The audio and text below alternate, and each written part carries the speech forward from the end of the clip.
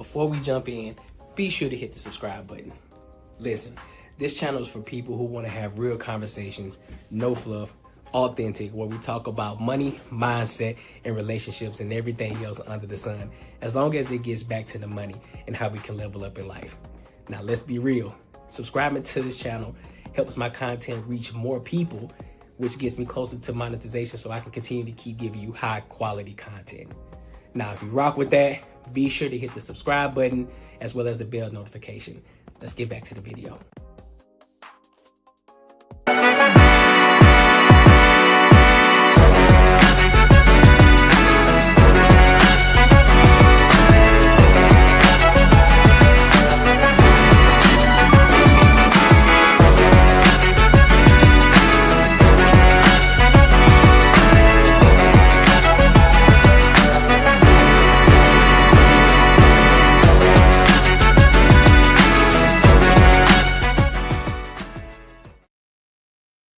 What's the word? What's the word? Welcome to another show, one of the dopest shows on YouTube where we talk about everything under the sun. As long as we get back to the money, real conversations and real solutions. I'm your host, Courtnee Edgar.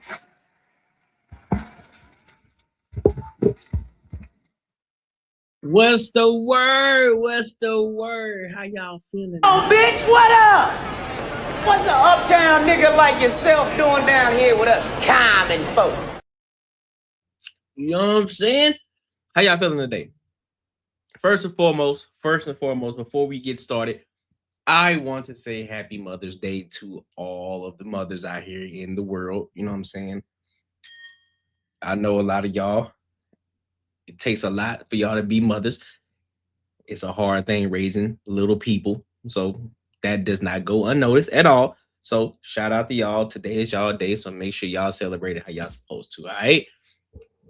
Now that we got that out the way, make sure you like, comment, and subscribe for the algorithm. Make sure you hit the bell notification. Listen, we got a lot of topics to cover today. A lot. So we're going to get to the nitty gritty. We're going to get down to it.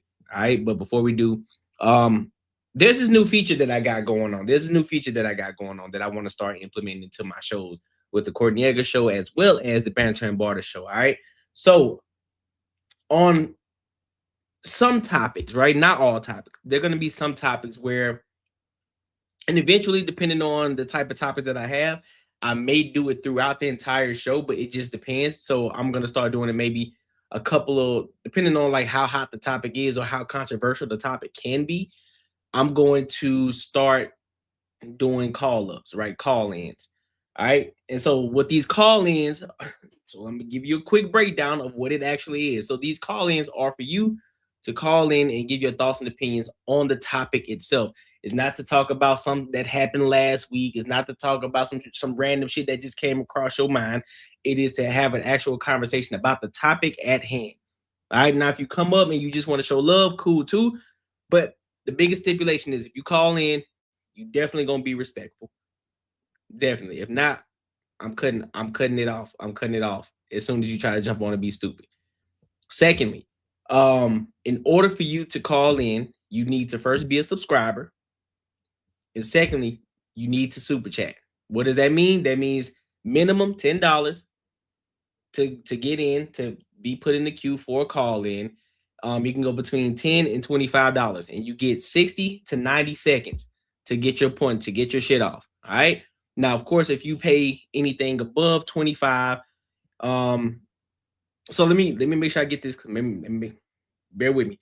So if you pay $10, right, you'll get put in the queue. But of course, if you pay more, you'll become first in the line to get brought up in the call-in, right? So of course, the more you pay, you'll get higher up in the queue.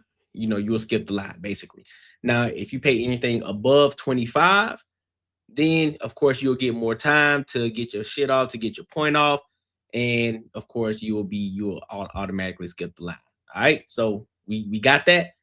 So if you want to call in on a topic, depending on what that topic may be, you have to first be a member, first be a subscriber, then you have to give a super chat, minimum $10.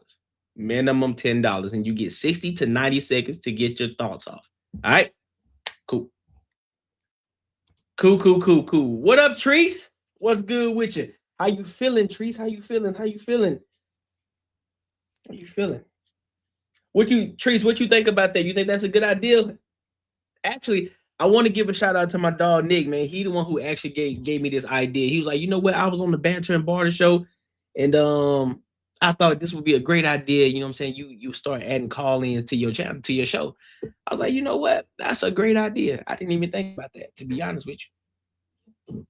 And he came up with the whole idea. So literally this wasn't my idea. I just thought it was a great idea. So it's great to have people around you who actually want to see you succeed, who actually see growth in your channel, who actually want, you know, to add value. So that was pretty dope, man. Shout out to him.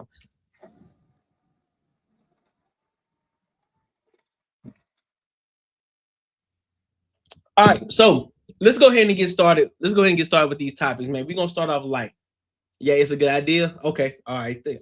You know what? I appreciate you, Trees. I appreciate you. Think it's a good idea. All right, so let's go ahead and get into these topics, man. So this first one is kind of light. It's kind of light. It's out here in my city in Arizona. Section 8 has moved up, and when I say moved up, they got luxury Section 8. I've never heard of that. A luxury Section 8. When I think Section 8, I'm thinking the slums. So apparently this ain't it. So we're going to dive into it, and then we're going to see what's actually going on, and then I'm going to give my thoughts and my opinions on it. All right? So let's go ahead and rock out.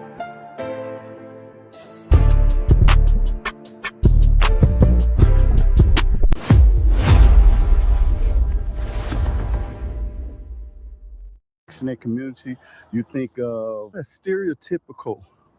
probably stereotypical thoughts of what a Section 8 community would look like. Well, today we're getting ready to see a Section 8 community that is luxury. And I'm talking about really, really nice, well-kept, clean. I have a lady that is going to be showing me around, telling us all about it, what you get, process. This is a gated community, Section 8, and it's gorgeous. It's gorgeous. It's really nice.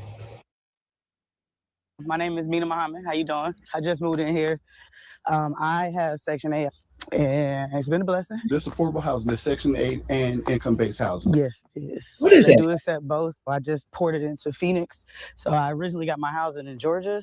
Okay. And then I moved out here to Phoenix, and I came out here because I had reciprocity with my EMT certifications, and came out here and just changed my scope of practice, and now here I am. You say with EMT? Yeah. You're doing like ambulance? Yeah, saving a life near you. Yeah. So you've seen some stuff. Yeah, Yes, I have. And then I stopped doing it right before COVID. I'm a single mother, so I didn't really have the proper support system for me to be able to do work during COVID and not put my daughter at risk. So is that where things kind of changed before yes, during COVID? Yep. So hey, listen, you know it's hot out in Arizona, but Buddy got that white towel on his shoulder. You know he out there cooking. You know it. That sun is beaming. you want to look at our pool? Yeah. Since we're right here, Take a look here. we got a nice little area when they take care of it. All right, so this is the pool. I'm a very social person, but I also like to isolate myself. So, Really? like right now would be a perfect time because it's just the kids out here. There's not too many people out here, so I wouldn't mind coming out here right now. And it just started getting hot where I like it. Today actually might be one of those days. I don't get in the pool till it's 100 degrees. Yeah, I needed to be cooking. A little grill, a little jacuzzi over here. Cabanas? Yep. And then the umbrellas open up. I see a lot of families come out here a lot. We got a little, well, it's hot. Go to the gym area, you walk right past it actually. So we're gonna go on the 360. Everything is right here. Okay. So the leasing office is right over there. There's the clubhouse right there as well. I like how they have a lot of propagatable plants too out here. Okay. You big into plants? Yeah. You are? Nice. You got green thumb? Yeah, absolutely. Growing. You'll see. You'll see. I ain't got no vegetables or nothing growing right now, but I was walking in on a grower. oh man, you gonna see something. Like I said, I've been busy with school. Let me go to here, start through here. So Now, what are you going to school for? I want to get back in the medical field, so to be announced maybe if I change my mind on that. Mm-hmm. But currently, I'm finishing up my AAS behavior health. So this is a yoga studio we have, which is nice, in the main fitness area. And then actually some little play area for the kids. I don't got my grown self in there before. It's very fun. You got an indoor playground. Wait, hold on, bro. That's super. Man, hold on. So this is a whole Section 8. This is a whole Section 8 apartment building. Now, hold on. Now, let me be clear on this. Let me make sure I'm clear on this. Just because you're on Section 8, that doesn't mean you're a degenerate. So I want to be clear about that. There are some people who got some sense, who know how to act, who know how to behave. You know, circumstances just ain't going their way at that time, at that moment in time. So they just got to make do with what they got. So I want to be clear. I want to be clear on that. Just because it's Section 8, that doesn't necessarily mean everybody degenerate. It's the ghetto, it's the slums type shit. But typically, that's typically the thought process of somebody when they say they live in Section 8 housing. So when you see this, it's like, oh shit, hold up. Say you live in luxury over here in Section 8. You sure this is Section 8? Yeah, this is Section 8 housing. But these are for people who going through hard times right now. So this is, I personally think that this is dope, you know, to give people that a different side of what Section 8 could look like. Like, listen, we can still live in a gated community, have all the amenities, live decent, keeping everything clean, and everything looking luxurious. We living like normal people out here, just in Section 8. So I think this is cool. Cool. Peek in here right quick. I'm telling you, I'll probably be in here more than the kids. Good. Yeah. Area and everything. Cute quick little McDonald's little get up they came up with, which I thought was really cute. And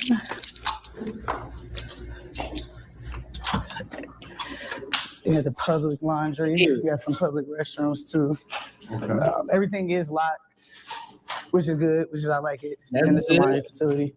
Mina, how long you been here? A year in October. So this facility, I don't like public washing. They do have washer and dryers that they offer in the facility as well. But they have these as well for those who didn't want to pay for it. Did you opt to have the washer and drying unit? Yeah. Absolutely. You pay for parking here as well. What's up, man? Appreciate you can pay for a washer and dryer, or you can pay for community parking, but it fills up pretty fast. We also have a dog spa, which obviously I love. I got my little doggy. They were supposed to build a dog park as well, but I'm guessing they ran out of funding. You definitely can. Is what I would assume. You definitely can. Absolutely. So, have you brought your dog here? Oh yeah, absolutely. She's supposed to be in here today, but I was. So this is cool. So you can bring your dog, your pet here, your dog, and groom. Yep. I don't put her in here, but I leave her down here, and then I cut the blow dryer on for her. She be a little scared. She don't got used to it, but I love it because this way I don't have to wash her in my house. Hey, I'll add it right now. And I don't have to pay for nowhere to wash her. So I like that. Oh, this is super cool. This is dope. This is like the most amenities that I've seen thus far. A lot of times people think, oh, Section 8, they think there's going to be gangs in here. That's what I'm saying, yeah. Yeah, you know, I'm not really, I like to be the face sometimes that's why I was like, when he asked me, I was like, oh, this is interesting. Because I don't usually disclose that I have housing because of stigmatism behind it and the biased judgment that people have and all that good jazz. But Auntie, listen, Auntie look like one of those type of individuals. She like, listen, I ain't here to play no games. I'm here to do what I gotta do. Yeah, you know, I may live in Section 8 housing right now, but I don't want none of that degenerate shit around me. I don't want none of y'all ghetto ass kids around me. Listen, I just want to go to work, come home, relax myself. I want to be in the gated community, gated space. I want to be able to kick my feet up. I want to be able to go to the pool without worried about getting shot. Hey, she got some sense. Can't wait to, you know, tell my story about how it was a stepping stone for me to achieve, you know, me becoming a doctor, you know what I mean? And setting my daughter up for a lifetime and stuff like that. Because, you know, some people may use it as a crutch, but, you know, I utilize it as a tool. It's not an end all, be all. And, you know, that's what I wish some people would understand a little bit more versus making this their lifestyle and using it as, you know, growth and getting to the next step in life. Right. That's a key point right there. She just said something critical. A lot of people, they get into Section 8 and they stay there. They don't use it as a means of, to, okay, well, let me get my shit back together. Let me get myself in order. This is the time for me to go and get ahead in life. This is my taking a few steps back so I can take 10 steps forward. A lot of people aren't doing that. They get into Section 8 housing and they stay there. They don't want to improve. They don't want to get better. They just stay there. And that's not what this is. That's not what that should be for. It's a little aid. It's an aid to help you get to where you're trying to go. Or at least that's what it should be. You're a doctor, huh? Yeah, yes, Dr. Muhammad. What type of practice? Now that is still not sure. I want to teach, so I don't necessarily want to be a doctor in medicine. I want to teach. I want to be able to give back to my community and let them see a familiar face in places of statues. So I'm trying to get back into that position. So that's ultimately why I want to become a doctor, not necessarily for anything in particular, but ultimately I do want like outreach programs for youth, like 12 to 24. And have you heard of a program called Upward Bound before? Yes. I want something similar to that, to be able to reach out to people who have poverty, facing poverty, or, you know, troubled kids going through things, you know, who don't see a hope for their future, but don't really realize that, you know, it's a lot of life to live and they're young, and give them the opportunity to explore the world, taking places, explore colleges, so on and so forth. This is a mail room. She's actually doing it right now. I'm not going to check mine, obviously. Is this where your Amazon and all that gets dropped off? Yep. So we have an Amazon box as well. I'm talking about they got. You need to check that, man. This Section 8 living better than some people who ain't even know Section 8. This is like a Scottsdale apartment. Hey, bruh. This apartment complex look better than some people's apartment complex who ain't even know Section 8. Good. Right. And then we have other grills on this side too. This is the other little grill area. We have other little grills on site too. Everybody always makes it seem like this facility so big. Like when my friends come, they're like, it's a huge complex, but I've seen bigger in Arizona. Also, another fun fact about this facility is sistered out of Minnesota. So whoever created these or started in Minneapolis. So I actually like that too. So the buildings and all that were created originally in Minnesota. So I first moved out here to Desert Eagle Estates. That was off of 71st and Glendale. How did you find it? I don't think they're necessarily income-based, but they do have affordable housing options, but it's not just based off of that. Like you can have a regular income and be able still to apply and get approved there, but they still accept those who need help with like certain income-based programs and Section 8, and they do accept Section 8 vouchers too. I moved there in 2020, and then I just look at that, bro. Look at that shit. You could tell Arizona flat as hell, boy. Arizona's so flat, but dog, look at this apartment complex. That shit is nice, dog. That shit is nice. I'm trying to see where exactly that is located, though. I don't know where it's located, but that shit looks nice, bro. Shout out to them. Whoever came up with that idea to create that type of section housing, they did a phenomenal job, bro. Shout out to them.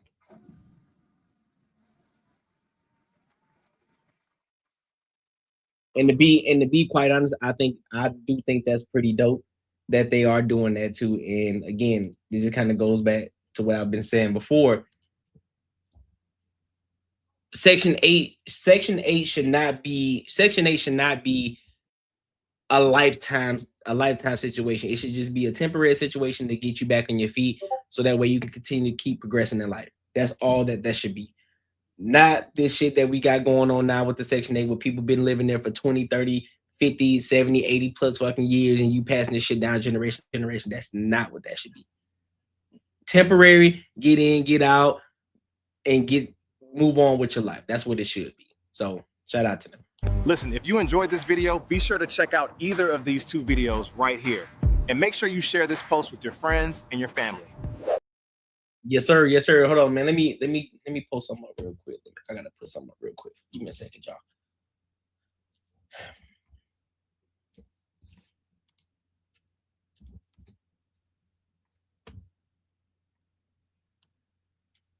A quick second. Give me a quick second.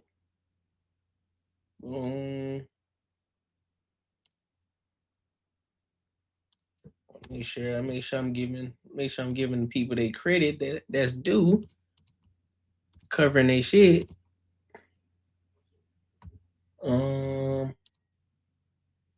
Let's see here. Boom.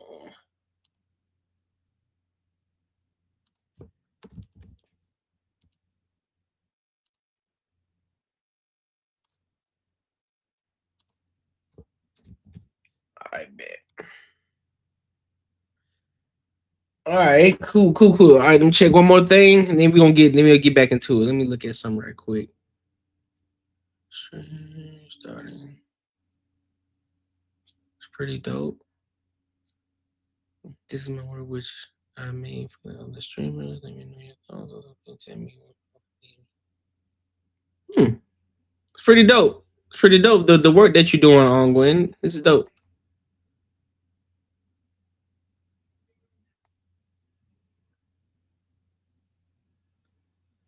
All right. It's pretty dope work, Gwen. I see you. All right. So let's go ahead and keep this train rolling. Let's keep the train rolling. What we got? Make sure you like, comment, and subscribe for the algorithm. Make sure you hit the bell notification. Make sure that you support the channel as well. Super chat, Cash App goes. You know what I'm saying? Everything in between. All right, so let's go to this next topic. A man drags all of his friends onto 115 miles per hour police chase. Dog, what? So we're gonna get into that, and then I'm gonna give my thoughts and opinions on, because this shit sound kind of wild. You know what I'm saying? So let's go ahead and rock out.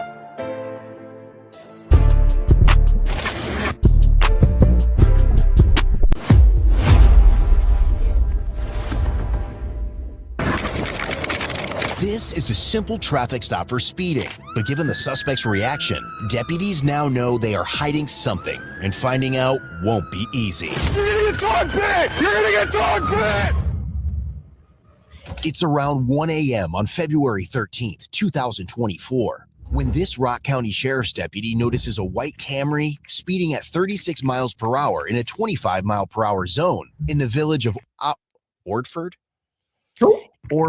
Wisconsin. But as the deputy initiates a traffic stop, he doesn't realize this is only the beginning of chaos he doesn't yet see coming. At this time, deputies have also been advised to remain on high alert due to a sharp rise in crime, especially vehicle thefts and burglaries in the area. Because of this, deputies patrolling the area are not willing to take any chances, even on the slightest suspicion. At least I had it at 36 and 25. 11 over. White Camry occupied 3 or 4 times.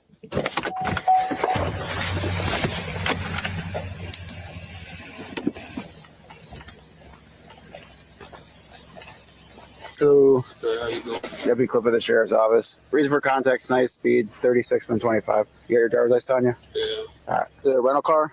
Yeah. All right. You got a rental agreement on you? There we go. Where are we coming from tonight? Madison. Looks like you're past your return date on your thing. It says Monday, February 12th. No, this might not be. Is that the old one? Because it picked it up on the 9th and returned on the 12th. Yeah, there's a new piece of paper.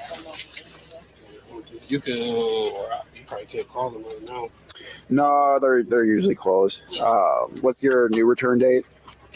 It was because I had an insurance claim. Gotcha. So they're keeping it until my car was fixed. Gotcha. You said you're coming from Madison. Where are you headed to? Beloit. Beloit. Yeah. Okay. All right. So Suspect driving the car is 26-year-old Kevin, and as the deputy runs an inquiry on his identity, the expired car rental will become the least of his concerns. rental agreement expired at 10:30 p.m. last night. Can't find the new one. Claims are coming from Madison. It's where the rental is out of anyway. Did they all ID themselves or no? No. They refuse? No, I haven't gotten that far. Driver's on paper for a bunch of fleeing and then receiving stolen property, 5,000 over. I'm going through his DOC rules now. That you should have a curfew. I'm thinking, I thought I saw one in here. He's got like 40 DOC rules. Did he give you the rental agreement? Yeah, it was from the 9th to the 12th. For his name? Yeah. Must remain inside your approved residence between the hours of 10 p.m. and 7 a.m. So yeah, he's outside of his curfew by 4 hours. And he's a driver? Yeah. Backseat fucking full. Have you ID'd everyone or no? No. Oh, there's 3. Hey, Kevin, can you step out for me? Why do you step out for it? I'm just going to talk to you at the back of the car here. Wouldn't it just be a regular ticket or something? No, I'm asking you to step out of the car. Yeah, I'm asking why. What's the reason? None of them. These guys are going to be cooperative. Kevin, can you step out of that vehicle for me? 4246 vehicles taking off.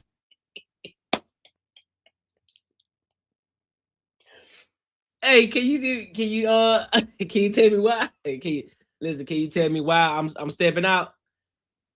No, I bet. And Southbound towards Beloit. I'm going to immediately request spikes by Beloit. Southbound towards Beloit, requesting spikes from Beloit. 402, I am in pursuit, speed 75 miles an hour, southbound towards Beloit. Roads are dry, vehicles occupied 5 times. Weather is clear. Thankfully, there's no traffic, but that doesn't deter Kevin from driving dangerously, putting the lives of his friends in the car at risk as he desperately tries to flee the deputies, who are now requesting ways to slow him down. Requesting pit. do y'all understand how pissed I would be if I'm in the back seat and Buddy take the fuck off? Dog, I am snitching. No, you know what? That ain't even snitching at this point because I didn't partake in none of the bullshit. I'm just in the back seat. So I'm telling. I'm singing like a canary. You understand me? I'm singing. Like, bro, I didn't tell you to take off. I didn't say nothing. I'm in the back seat. I'm chilling. Let alone, I didn't even know that your car rental was expired. Bro, I'm just sitting in the back seat. I'm riding, bro. We going to wherever we going to. Ain't nobody tell you to take off on these police. Man, boy. Ooh, hell nah. I pray for God. None of the people that are close to me, none of the people in my life put me in a position like that. I'm telling. On God, I'm telling. I don't care. You can look at me, oh, nigga, you ain't real. Shit me. Ain't nobody, you ain't real because you put me in the fucked up position. Now you gonna tell me I ain't real because you decided to put me in the fucked up situation that I didn't ask for? All right, watch. Stew pigeon, 100%. If we slow down enough before Beloit. I want, with it just being us two and them having 5 people, I want spikes first. We are past Haveman, approaching Pinnacle Grove, still southbound 100 miles an hour. Still 100 miles an hour, about to pass Pinnacle Grove. All back to Cliff. What was the driver wearing? I believe it's going to be a darker sweatshirt. Driver has shoulder to a little lower, thick dreads. Copy that. 90 miles an hour, still southbound, passing Laird and Kettle. Back right passenger is going to be a heavier set male, black, darker sweatshirt, wearing a black do-rag. The other male in the passenger seat is 23-year-old Deshaun, whom the deputy had observed slouching in his seat and avoiding eye contact during the traffic stop. By now, he already suspects all 5 occupants in the car are involved in something sus. But even when their method to stop them is successful, he is not prepared for the lengths some of them are willing to go just to avoid getting caught. Fixed out there now. Too late, we're past them. 87 miles an hour passing Newark. Suspect probably at Frederick. 103. 6 speed deployed, 6 speed deployed. Got a hit on him. With 2 of the tires busted, deputies believe the chase is nearing its end, but they couldn't be more wrong. Am I good for hit, slower speeds? Stand by right now. Stand by. I want another Beloit unit with us. Sorry. Where do we have other Beloit units at? With them having 5 people, I don't want to pit this vehicle in case they all bail. With just us 2. We're about to go south on 4th. April on 6, you got a unit. Copy. Southbound on 4th at Merrill. Cliff, let's go and pit. Going westbound Merrill. Flip out!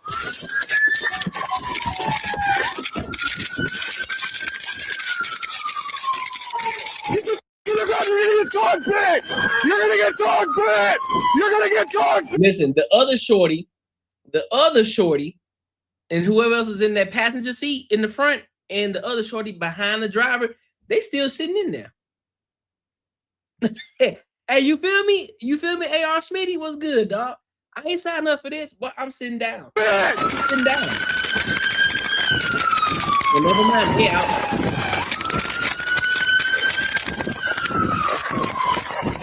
Get on the ground! Get the on the ground! Real park. One at gunpoint. Hands behind your back now! One went that way. One went towards Tilly's.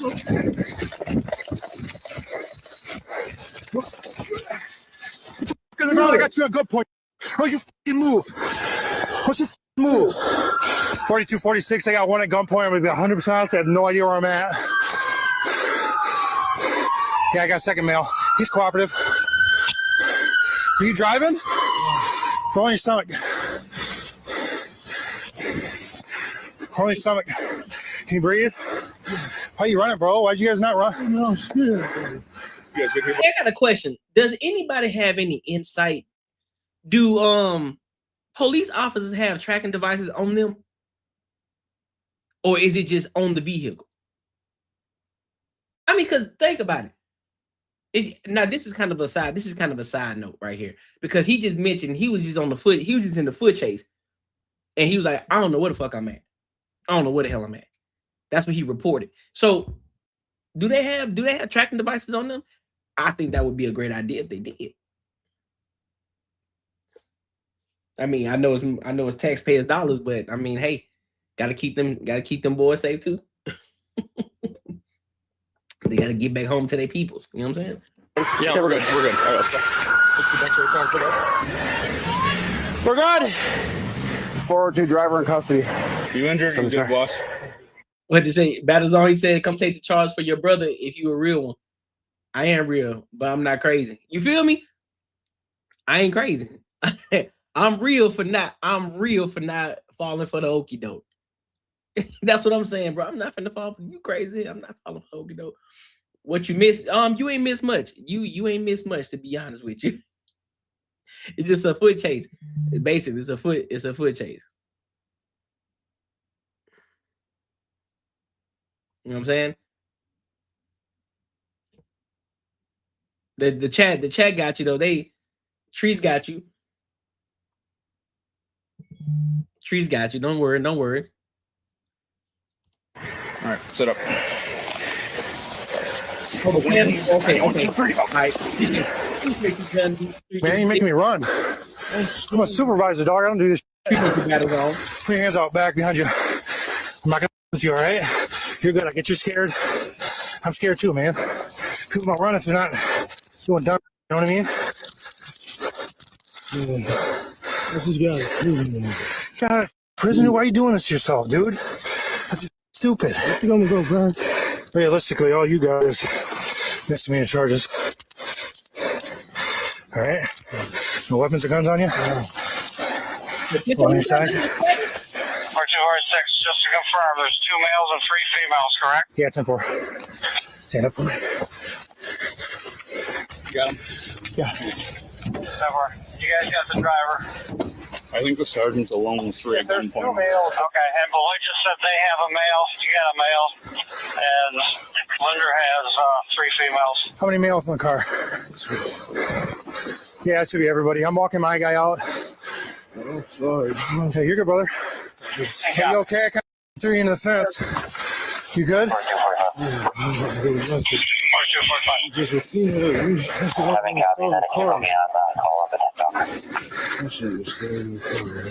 Shut up, you wouldn't have had a charge. Yeah, now you're going to jail. See? I'm telling you. Bro, you just made your situation 10 times worse. You should just sat your ass in the car. All you had was misdemeanor charges, bro. Now you really finna go to jail. All because you started running. Shut up, you wouldn't have had a charge. Yeah, now you're going to jail. Yeah. Bruh,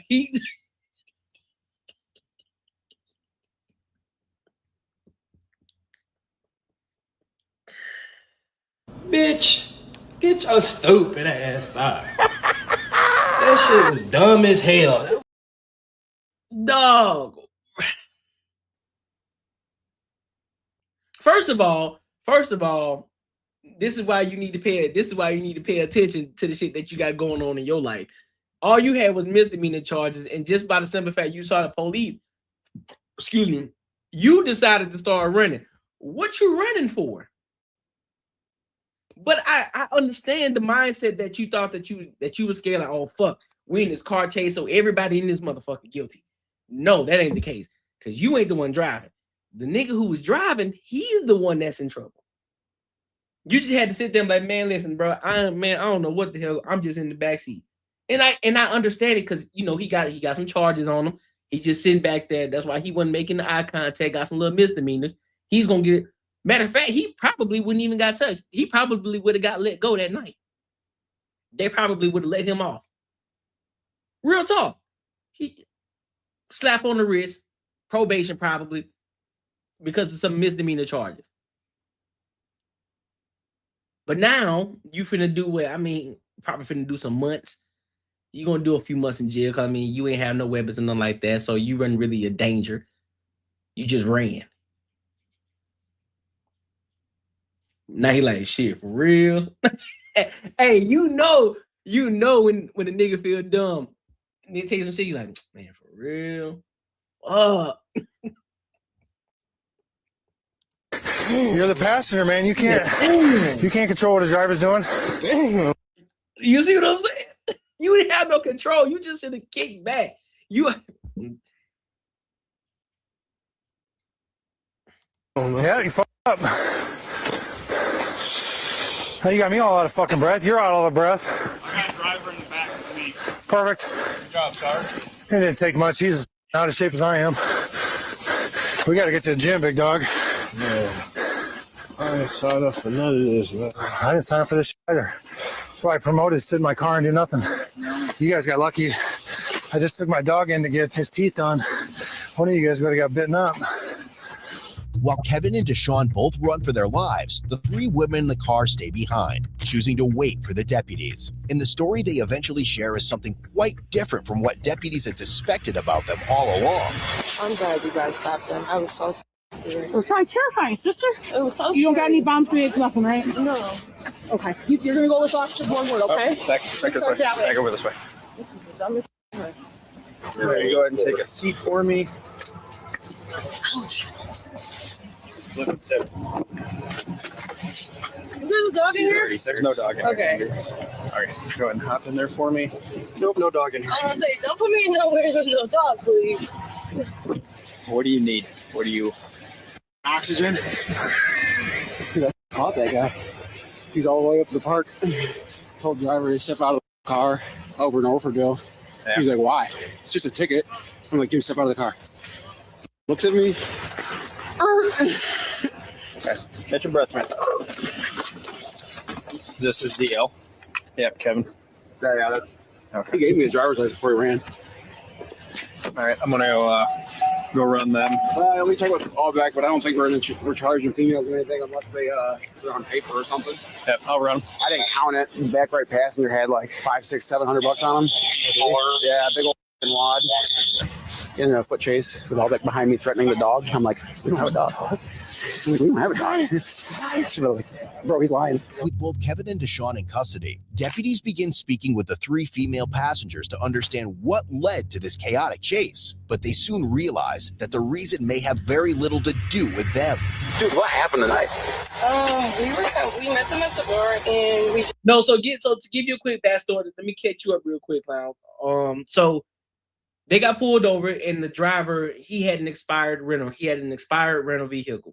So when they was about to, he told him to step out the vehicle, he took off. The driver took the fuck off in the Camry. They were on a speed chase for a minute.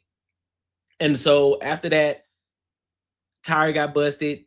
The two dudes who were in the vehicle, they got out and ran, which is what you're seeing right now. When the guy was talking to one of the guys who ran, he was like, all you had was some misdemeanor charges. What the fuck you running for? Because he was like, shit, I ain't want to go back to jail. He's like, well, you going now because you decided to run. And so that's pretty much what happened. The cops haven't done anything wrong. They did what they were supposed to do. And so he was just explaining to the guy, like, bro, you out here getting me out of breath. You out of breath. We need to get in shape. And so now they are getting booked. They are getting booked. But now we're finna get down to the deeper conversation of, you know, a little bit of the backstory of what's going on here. But the driver is the main one that's guilty right now. But I'm guessing we about to get some more insight on what the fuck is going on and why he really took the fuck off. So This was going with them. Did any three of you know those dudes? No, I've seen them before. Okay, where have you seen them at? Like bars and stuff like that. Okay. We don't even know them for real. We were kind of just hanging out. We were drinking at first. I guess when you. Did they tell you where they were going? No. Did you know like Beloit or like the general? I knew we was going to Beloit, but I didn't know where we was going in Beloit. Gotcha. Did they tell you what you guys were going to do or? Just go pick it. Okay. Have you ever met those guys before? No. But he said he had to pick something up. Okay. The one that was driving. Okay. Did he ever tell you what he had to stop and get? Mm-mm. No. Okay. But he had his GPS on, so he like knew where he was going. Okay. But I don't know what he was gonna get. I told him he was speeding. I saw the sheriff. Was it you, the one that he went? No, it wasn't. I told him, I said, you're gonna get pulled over for speeding. You're going 40 and a 25. And he was like, man, I got my license, blah, blah, blah, blah, blah. And I'm like, okay. Sure enough, we got behind him. When I first pulled you guys over in Orfordville, did they say anything to you? Mm-mm. They just, we just had in the car. And he pulled over. I was like, okay, everything's cool. He's showing you guys his license. I'm like, okay, see you guys together, you know? Then when he came back, that's when he started acting like he didn't want to get out of the car. Okay. And I was like, what the f? I guess he made the decision to leave. Yeah. I don't know why. Did he say anything while he was running? No. And he pulled off, and I was like, you need to let me out. And then he was telling us, like, the one in the back was like, go faster, or whatever. Okay. And I was like, your safety matters more than anything. I said, even if you're trying to get away from the police, I said, my life matters. If you don't care about yours, mine does. So they'll let me out or something. I just told them to stop the cars. I said, we're not running. We didn't do anything. Yeah. So we're going to stay here. And you guys do what you're going to do. Yeah. This doesn't happen. Okay. And then I told them, I said, when you guys kept doing the spikes, I kept telling them, like, you might as well just get out. Not like get out and run, but like stop the car. Yeah. You might as well get out. There's no point because the next step is going to be probably crashing, and I did not want to crash. Did you say he was going to run on foot or anything when he stopped? Okay. I just told him, you might as well stop the car. Should have been stopped it. We were like yelling at him the whole time. Okay. But at the same time, I didn't want to like put too much pressure because I didn't want to die. So I like kind of was chill about it. Okay. And then my friend tried to stop the car because it was still going right here, and then we just got out and the lady pulled up and told us to get on the ground. Okay. So they didn't really say anything while they were running. They're just looking at. Well, one of the guys only has a misdemeanor. I don't know about the guy with the dreads. Right. And then they obviously stopped the car here. He didn't put it in drive or put it in park. So then my friend behind me, Kia, gotcha. She put it in park. Kiatra leaned over and threw it in park. Yeah, and then that's when they came up. And then we just waited for the lady to come. Okay, so you don't know these guys at all. No. Okay. Well, you had a hell of an experience. My friend was sleeping, and did you see her sleeping? I honestly just woke up. Honestly, I don't even get out the house. Yeah. Yeah. It was a hell of a night out for you. This is my first time ever even being in a situation like Yeah. My homie died speeding super fast, so I was telling them like slow down because like you're risking all of our lives. No, absolutely. Yeah, it's super dangerous. Yeah, and all three of us, we both have kids. Right. So like and Yeah. Well, maybe. That's what we get for going. Yeah, maybe. Next time we're not going to leave the bar with random dude. Yeah. Yeah. All right. How about I'll take you out of cuffs. You're good to go. Just so you know, he is on paper. That's all you had to do, dog. Just sit there and kick it. You should have let old buddy with the dreads take off. Let him do his thing. I would have said my ass right there on the ground, right there by the car, and I just would have been sitting there chilling. Like, man, listen, I'm not finna do that. I'm not finna run. What I'm running for? I ain't guilty of nothing. I'm in the backseat chilling. Anybody tell this fool to take off? He go to jail by himself. He gonna stay. He decided to make the decision to drive that vehicle to take the fuck off. Guess what? He going to jail by himself. I'm not gonna get locked up with you, boy. You lost your goddamn mind. You done lost your ever-loving mind. Kiss my entire ass. You understand me? Make sure you like, comment, and subscribe for the algorithm, and make sure you hit the bell notification. Listen, if you enjoyed this video, be sure to check out either of these two videos right here. And make sure you share this post with your friends and your family. Shit, man, let me read this super chat real quick. Yeah, you right, man. Making money is me, man. 10 years, man, you're gonna have matching Benzes. 10 years? I think more like 10 days, man. 10 days. Shout out to my dog.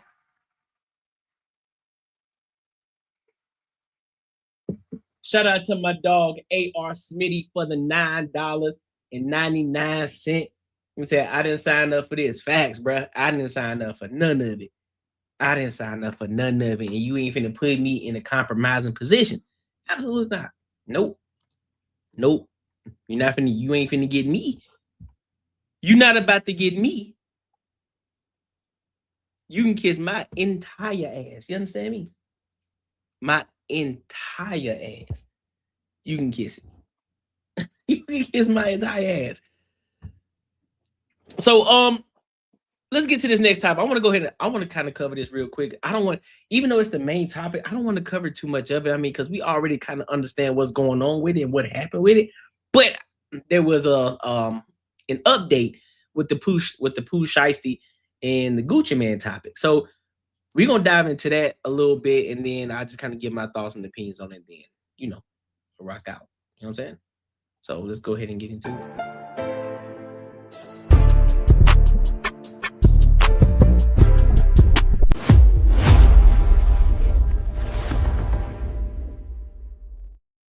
So, Pooh Shiesty. For those of y'all who don't know who Pooh Shiesty is, he is a rapper. He was signed by Gucci Mane. So, but when did this happen? Like a month ago? Roughly a month ago. So Pooh Shiesty, they went to Gucci Mane's office, and I guess they were attempted to get out of a contract with Gucci Mane. So it ended up turning into a robbery and a kidnapping. That's basically what happened. And so again, Pooh Shiesty, who had just been released out of jail, right back up in that motherfucker, which is by far the dumbest shit that could ever happen in the history of life. Beyond me. So recently, it was just arraigned, and he said that, you know, again, he claims to be not guilty. So I'm gonna read this article real quick. So prosecutors accused Pooh Shiesty, his father, Big 30, and others of allegedly robbing and kidnapping Gucci Mane at a Dallas studio. Following his release from prison, Pooh Shiesty sadly did not spend much time before he found himself in more trouble. He, his father, Big 30, and others are accusing of robbing and kidnapping Gucci Mane over their record contract together. And the court just got a massive update in the case. According to Bryson Boone Paul on Twitter, Shiesty pleaded not guilty today, which was Friday, May 8th, which was 2 days ago, to all accounts against him in the kidnapping and extortion case. The federal arraignment on 5 counts also came with an update about potential trial dates. So we are awaiting a scheduled order from the court. Pooh's new lawyer, Ken Schaefer, reportedly stated via email, although we have not seen all the evidence in the case, it is apparent that it's, what the hell? Am I doing that? Oh, it is apparent that it's a highly defensible case, and we're hoping to have Shiesty back in the recording studio very soon. Schaefer joined the team after the departure of Bradford Cohen and Sam Zigna. I guess that's how you say his name. Now, the new legal team has significant next steps to take, not just with scheduling, but also with compiling evidence, preparing their arguments, and addressing new developments and accusations from prosecutors. Big 30 and Pooh Shiesty's father also pleaded not guilty in the case. So who the fuck guilty? So what the hell actually happened? We need video footage now. Both Big and Shiesty remain behind bars at press time, and they, along with some of the 9 co-defendants, are attempting to secure bond. Interesting. So at Friday's arraignment on federal, and this was a post on X, at Friday's arraignment on 5 federal counts of kidnapping and extortion in the January 10, 2026 incident involving rapper Gucci 1017, Memphis rapper Pooh Shiesty, real name Latrell Williams Jr., entered a plea of not guilty. So, if convicted, Pooh Shiesty and his co-defendants face a maximum sentence of life. Ooh. A maximum of life in prison. These are heavy charges, and they also came with a lot of hip-hop debate about snitching, label contracts, and a whole lot more. However, the co-defendants are trying to stand tall amid the scrutiny. Pooh Shiesty's father dismissed the alleged evidence against him, reportedly claiming that prosecutors' case against him is profoundly underwhelming. He and his legal team believe he should wait for the trial from the comfort of his own, as prosecutors are attempting to revoke his bond. So elsewhere, hip-hop continues to debate the Gucci Mane and Pooh Shiesty situation. They are even roping in Shiesty's father, as WAC 100 recently theorized he might snitch on his son. With Pooh's not guilty plea, though, we will see how legal strategies evolve, and other developments will be key to the trial's outcome. And I think also in this too, Gucci Mane made a diss track too. He made a diss track too. Hold on, give me a second. Let me respond to Shorty real quick.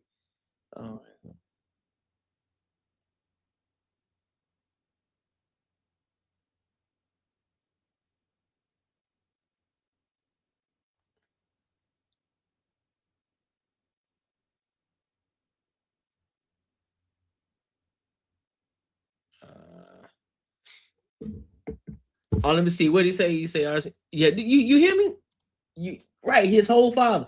He's saying that his father might snitch on him. Hey, dog, listen. We saw the video. I saw the video. Did y'all see the video? Let me pull it. Let me see if I can pull it up real quick. Let me see if I can find this video. Because there is no way that you finna convince me that you're not guilty.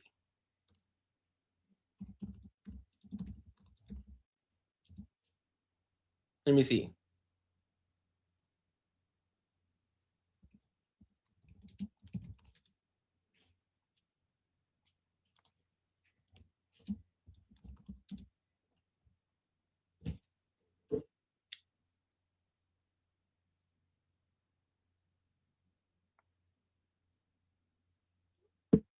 All right, so let's look at this video right quick.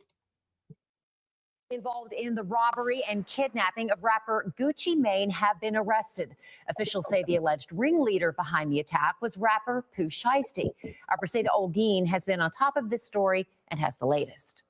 Aside from learning that the 9th and final suspect has been arrested, we've been able to obtain video which shows the FBI at Pooh Shiesty's home the day he was arrested. Take a look at that video. This happened in Memphis. Federal authorities say Shiesty was the ringleader behind the attack on Gucci Mane here in Dallas. That incident happened back in January at a music studio located off Dallas Parkway. The DOJ says Gucci Mane and 2 others were allegedly kidnapped and robbed at gunpoint. They say 9 people were involved, including Pooh Shiesty's father and Big 30. For background, Pooh Shiesty signed on to Gucci Mane's record label back in 2020. And according to the DOJ, Pooh Shiesty is the one who set up the meeting to discuss his recording contract. As alleged, Williams Jr. produced an AK-style pistol and forced one of the victims to sign a release from the recording contract at gunpoint.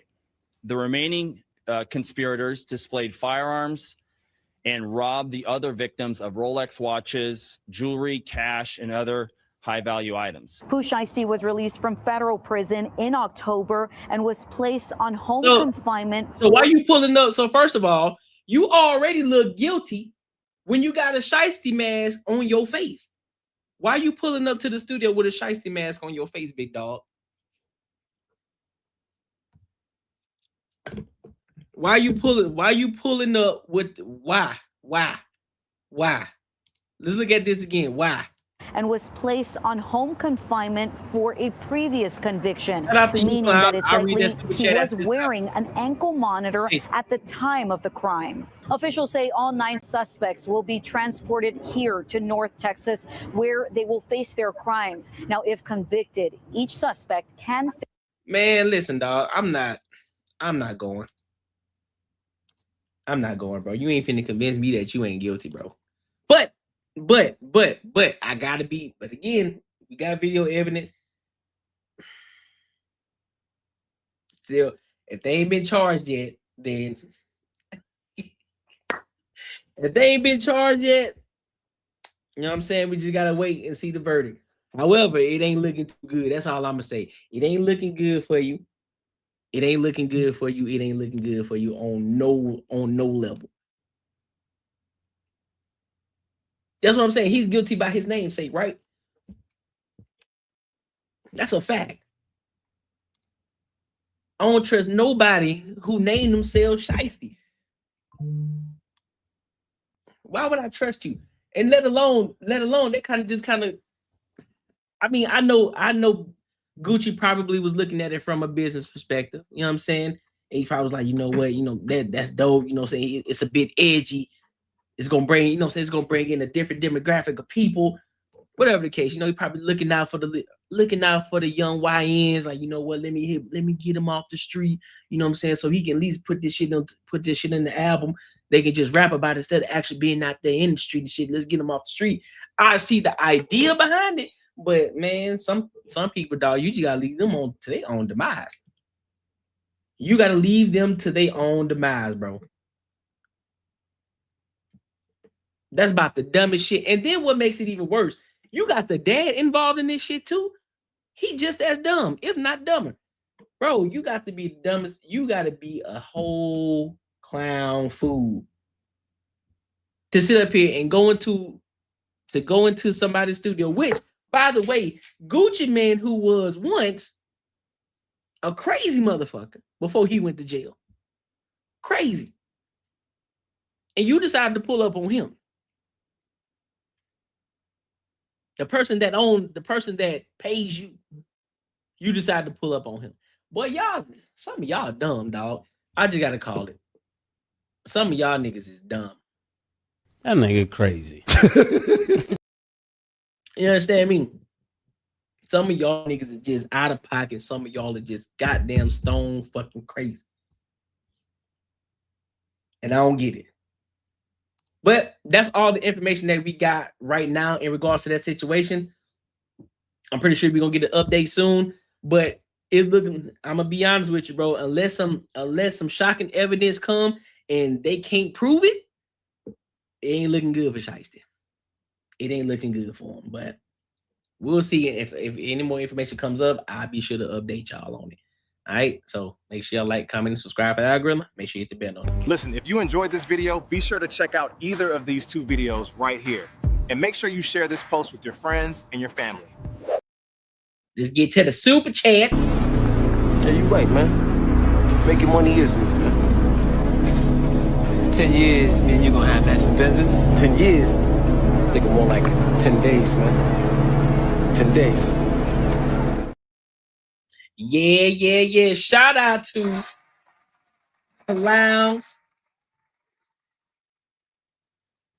Clowns are easy to spot. Shout out to you. I appreciate you for the 20 ball. Listen, I know you're trying to figure this YouTube thing out. I got you.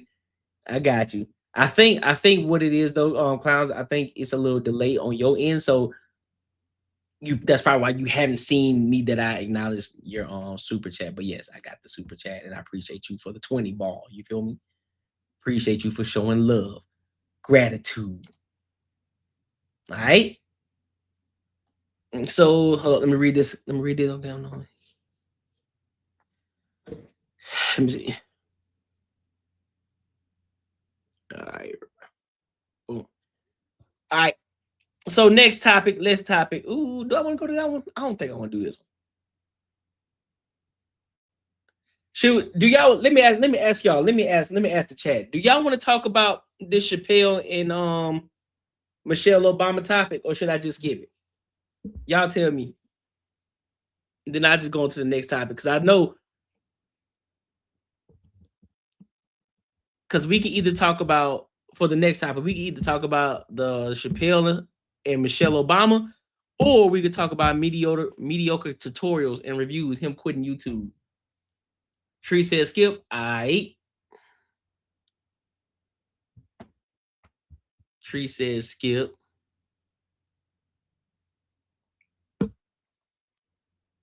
Let's see.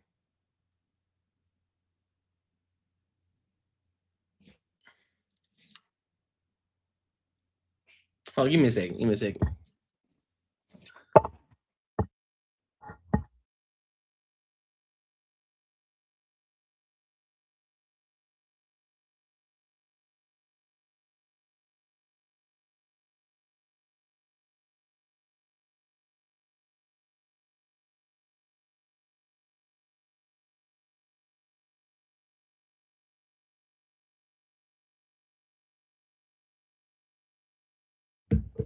All right, y'all said skip. All right, say less. So we gonna skip then. We gonna skip it. So let's get into mediocre tutorials, man. MTR. So he just created a video. For those of y'all who don't know who MTR is, he is a YouTuber, been in the game for a minute, doing a lot of reactions. You know, pop the balloon, many different topics. Cultural topics, relationship, dating, things like that. And he just announced that he's quitting YouTube for a minute. He's taking a step back. Now, as to the reason why, don't know. We're gonna figure it out. And then I'll give my thoughts and opinions on it. All right. So let's go ahead and rock out. And also, what I'm gonna do. So what I want to do now, because like I told y'all, I'm adding something new. I'm adding a new feature. Adding the feature to the show, to the Courtnee Edgar Show and the Banter and Barter Show. So if you guys have thoughts or opinions, I'm gonna open up the call in for y'all to come up and give y'all thoughts and opinions on the remaining topics that I have for today. All right. So just so y'all know, $10 to $25. That's, you know, since that's your entry. Of course, you got to be a subscriber in order to call in. You must be subscribed. And then you got to drop a $10 to $25 super chat, and you get 60 to 90 seconds to get your shit off and get your point off. And of course, anything above 25, you get more time to get your point off, to get your point off. And of course, the more you pay, of course. So if you pay $10 and then somebody comes in and pays $20, the person who paid $20, they get skipped to the front of the line. So of course, the more you pay, you know what I'm saying, you get skipped up to the front, you get more time. All right. So let's go ahead and get into this mediocre tutorials topic, and then we'll give our thoughts and our opinions on it. All right. So let's go ahead and rock out.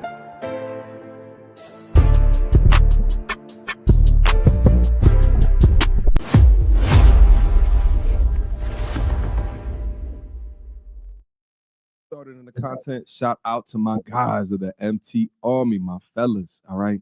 And one love to the beautiful ladies of the MT Auras. Okay. I haven't done a video like this in a while, which is just me long form, just kind of speaking about things that are happening, things that are on my mind, and my thoughts as to the growth, the sustainability of the things that I'm doing within the channel, life updates. All right. So for those that are interested, I'll give this video that opportunity. But yeah, you're looking at the title, you're looking at the thumbnail. I'm going to take a break, baby. Okay. I don't know for how long. So just stay tuned into the channel. But I don't have any notes for this. So I wanted to just freestyle, just tell you guys kind of what's on my mind. And I've avoided doing videos like this for some time now. And there's a lot of reasons for that. Maybe I'll get into some of those reasons within the confines of this video. But think of this as like an update video of kind of what's going on with me. So long story short, I just need a break. I need a break. And for how long? I don't know. Okay. The last time that I took a break like this was back in 2021. For those that are more OGs up on the channel, okay, you know exactly what happened to me in 2021. I got sick. Okay. I received a cancer diagnosis, and pretty much they wanted to operate on me that very next day. Okay, seeing what was going on and how aggressive that it was, they wanted to dispatch it or dispel it from my body. And I went through with that. And I took about 30 or so days off before I got back to the content. And yeah, I can't believe it. It's been 5 years now. And I've been following up on my cancer, appointments, diagnosis with my oncologist. And thankfully, thank God, everything at this current junction is fine. For those who've never been diagnosed with cancer, it's typically 5 years from the point that they determine that it's either been removed from your body or you encounter remission, that they will give full of testing in order to say that it probably will not occur again. Okay. So I am right at that 5 years mark. And I think for that, I owe myself a degree of celebration. Fact. Right. Facts. But even outside of that, I've taken small breaks. Okay. I want to say like maybe the most is about 10 days. I went up on a cruise sometime last year. Right. But I haven't really fully given myself time to just go and disconnect. Okay. I remember last year I did a video during my 40th birthday. Okay. I went down to Miami, and this was like at the same time that the Rhoda Brickface Osmond case was going on. So I'm like, all right, I had all my friends and my family that was there, but I was like, yo, just give me some time in the backyard. All right, I got this nice background behind me. Let me record some content in order to update the people as to what was going on. That whole break was about a week or so. Okay. But for me to be able to take a little bit longer than a week off, and I'm not sure exactly how much, and I will be doing some traveling within this time, but in order to take more time off for myself, just so I can give more to you. Truth be told, I don't know if I've been myself since the passing of my father. Now, he passed June 6, 2023. And so we're coming up to the 3-year anniversary of the most important person within my life, his demise, his death, one of which was sudden. My father was the pinnacle of health. I'm trying to tell you, like, my dad is the type of dude, he'll get a hangnail, he'll go to the doctor. I'm exaggerating a little bit, but you understand my point. But very keen on getting his physicals, his checkups. And within that, he instilled that within me, which is actually one of the reasons that I discovered my cancer back in 2021. But when my father was diagnosed, and it was like December of like 2022, if not January of 2023, from that to June, it was about 6 months. The last couple of months, I had the opportunity to be up in New York with him as he was going through the remainder of his battle. And I was in the room with him alone as he passed, and watching that whole situation take place. My father was 66 at the time. And knowing that my father, we talked about him doing more things within his life once he got over it, right? Seeing new things, traveling to new places, perhaps even going internationally, right? And my father was an old school New York dude through and through. When I tell you he was happy as can be within New York and had his plot, right? Has his house, was comfortable with the things in and around his space. That's really all that he wanted to do. And I would like to say that within my life and my degrees of travel, I actually inspired him to do more and see more within his life, which was what the plan was. But God had other things in plan for us. Nevertheless, going through that grieving process, and even at the time, I want to say it was probably a week or so that I took off, and it should have been a lot longer. But truth be told, I wanted to do something different than just cry all day. I wanted to do something different. And I thought that, doing content is something that I love to do. And at least it would take my mind off of, the grief and the anguish that I was going through and dealing with his death. And death is not something that I am very accustomed to. I grew up in a very small family. And when you grow up in small families, because there's less people around you are dying. So it was, a particularly new thing that I had to go through in the assessment of the closest relationship that I had within my life, and I guess sort of similarly, I've had friends of mine pass, within that time frame. A year before was Kevin Samuel's passing. So grief and the result of that and the inability to really know how to process that, take adequate time away and really understand who I am throughout that and what are the things that I can do to sort of rationalize something that, you know, I'm really not had a lot of practice in rationalizing, along with being in this space of content and doing it for as long as I've been doing. It's actually crazy to think like I'm considered an OG on this platform now. You understand me? I'm like a grandfather up on these platform streets. That's true. Right. To be doing it for 8+ years at this current junction, and, you know, doing it in a way that is receiving numbers that are way more than sustainable, and still is doing incredibly for me within this period of my life, has been amazing. I just haven't really had the opportunity or the space to celebrate amazing or consider amazing. And for that, I also thank you as being a part of my audience and being somebody who watches what it is that I do, comments on what it is that I do, shares on what it is that I do. And I need to be able to consider y'all, because without y'all, this is not possible. But, you know, I understand that it's a symbiotic relationship. If I'm producing shit, you ain't gonna watch shit, baby. So yeah, I'm gonna be taking some time off in order to give me additional time to, you know, reinvest into my mental, you know, well-being, in order to continue to give you guys everything that I think that my skill set and my talents and my purpose should be able to give you and will be able to give you. Now, so right now, what I am getting is that he's not getting rid of YouTube, that he's not quitting YouTube. He's taking a step back to gather himself, you know, to kind of pour into himself, you know, to get his mental together, because he really didn't take a break after, you know, passing of his father, passing of Kevin Samuels. I think he was really close to Kevin Samuels. You know, so I think that took a toll on him. So he just really just dove into his work, right? And so didn't really have the time to take time back for himself. And that's cool. You know what I mean? I think he's in the position to do so. He's been in the game for a hot little minute. I personally don't see anything wrong with it.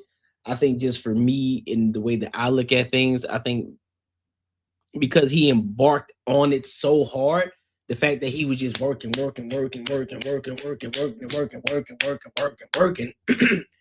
he really didn't have that time to really sit with himself.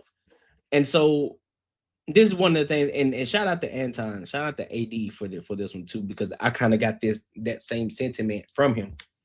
Because when you think about MTR and the shit that he puts into his content, right? When you talk about the editing of the videos, and if y'all go look at his videos, there's a lot of editing clips within that. Now it's cool, you know what I'm saying? I appreciate it, but I know me as a creator, right?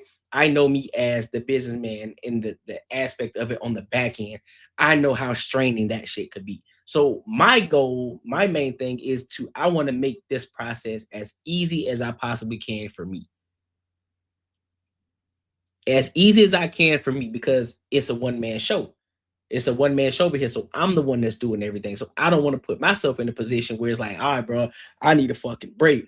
I want to make shit easy for me. And so also on top of that is putting myself in a position where I'm scaling over time. I'm not just putting everything in right now, going 125 miles an hour, 125 to the point where I gas out too early. I'm pacing. I'm still getting work done. It's kind of like the stock market, right? When you have a good company, when the company is not volatile, but you see a company that they are progressing upward, right? So you see this coming across. You don't see this. You don't see a downward trend, right? You see an upward trend. You're going, gradually going up. You're gradually going up. So you're scaling over time. So yeah, if you're looking at it from a 1 day span, 1 to 2 day span, like damn, bro, like shit really ain't popping off. But then when you take a step back and you look at the broad aspect of everything, it's like, oh shit, you actually building, you're actually growing, you're trending upwards. When you look at it from a broader scale. So in this aspect right here, you know what I mean? I get it. You know, he's doing a lot. And of course he's gained massive success doing it, but you know, at what cost though? After his own mental. his own mental capacity, right? So I get it, but I don't think that he's done with YouTube. I think he's just taking a step back for a minute, you know, just taking a step back to breathe, gather himself, and then so he can get back into it. So it's not to say that you guys will be post-free this entire time, all right? In case you haven't noticed, I got another string of platforms that I am uploading content to. Shout out to my Facebook, shout out to my Instagram, shout out to my TikTok. Links to all of this are going to be down in the description box down below. So shout out to all of those different platforms. And, you know, I might be posting things from the various places that I'll be. So make sure you guys are followed to those platforms in case that you are interested. And also, I will bring my my vlogging camera with me. So it's not to say this will be the very last time before this break, before giving you guys just like a little bit of content. Maybe I even, you know, give you guys content from exactly where I'm at. I'm not sure yet. Okay. I don't want to try to constrict or force myself to do something that my body is telling me not to do. So I'm going to go with the flow, which is healing for me because I'm not a go with the flow type of a person. I'm a calculated decision maker. Okay. Now, being a calculated decision maker is fantastic for starting off a business, being an entrepreneur, even growth within your life or your career, right? It's great for that, but it's not great for just chilling, right? It's not great for just going with the flow, seeing what happens, right? And making the best off of a opportunity. Now, with all of this being said, I also have a announcement. One of the questions that I get far too often on this platform is, hey, can you teach me how to do what it is that you are doing? Okay. I see the studio, I see the camera, I see the editing style, right? Like, what's the software? What's the hardware? What's the program? What's the methodology, right? How much money do you make, right? How are you utilizing AI? What is your methodology for success? And I will tell you guys, I will share with you for the past several years, month in and month out, I generate somewhere between $50,000 to $100,000 every single month, depending upon how much it is that I want to work. And I will tell you. What? Let me rewind that back. Every single month, depending upon how much it is that I want to work, somewhere between, for the past several years, month in and month out, I generate somewhere between $50,000 to $100,000 every single month, depending upon how much it is that I want to work. And I will tell you, and especially with that boy is good. $50,000 to $100,000 a month. YouTube content creation. $50,000 to $100,000. Boy, it's out the mud. We got Rashad McCount. Fam. Sensational. When I tell you there's so much money in YouTube that is egregious. Bro, I haven't even scratched the surface yet. And here's the thing. When I do, there's going to be, I'm telling you, you're going to see signs. That's all I'm going to say. There will be signs.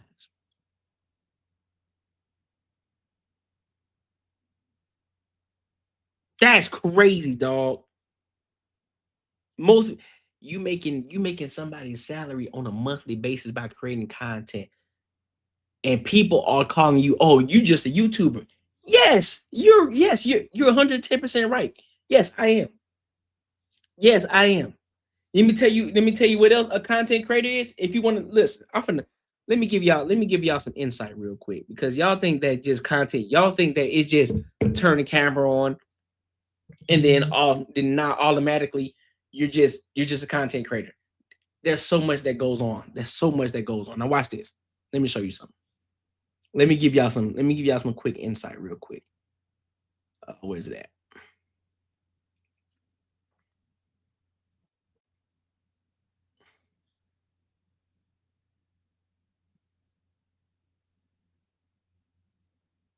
All right, so as a content creator, right? As a content creator, as a YouTuber, Here's how, these are the terms that if you wanted to take this shit corporate, excuse me, this is what these corporate jobs would be. Brand strategist, community manager, creative partnerships, marketing operations, podcast media production, corporate communications, audience growth strategist, talent partnerships, live content producer, public facing brand personality, leadership development, right?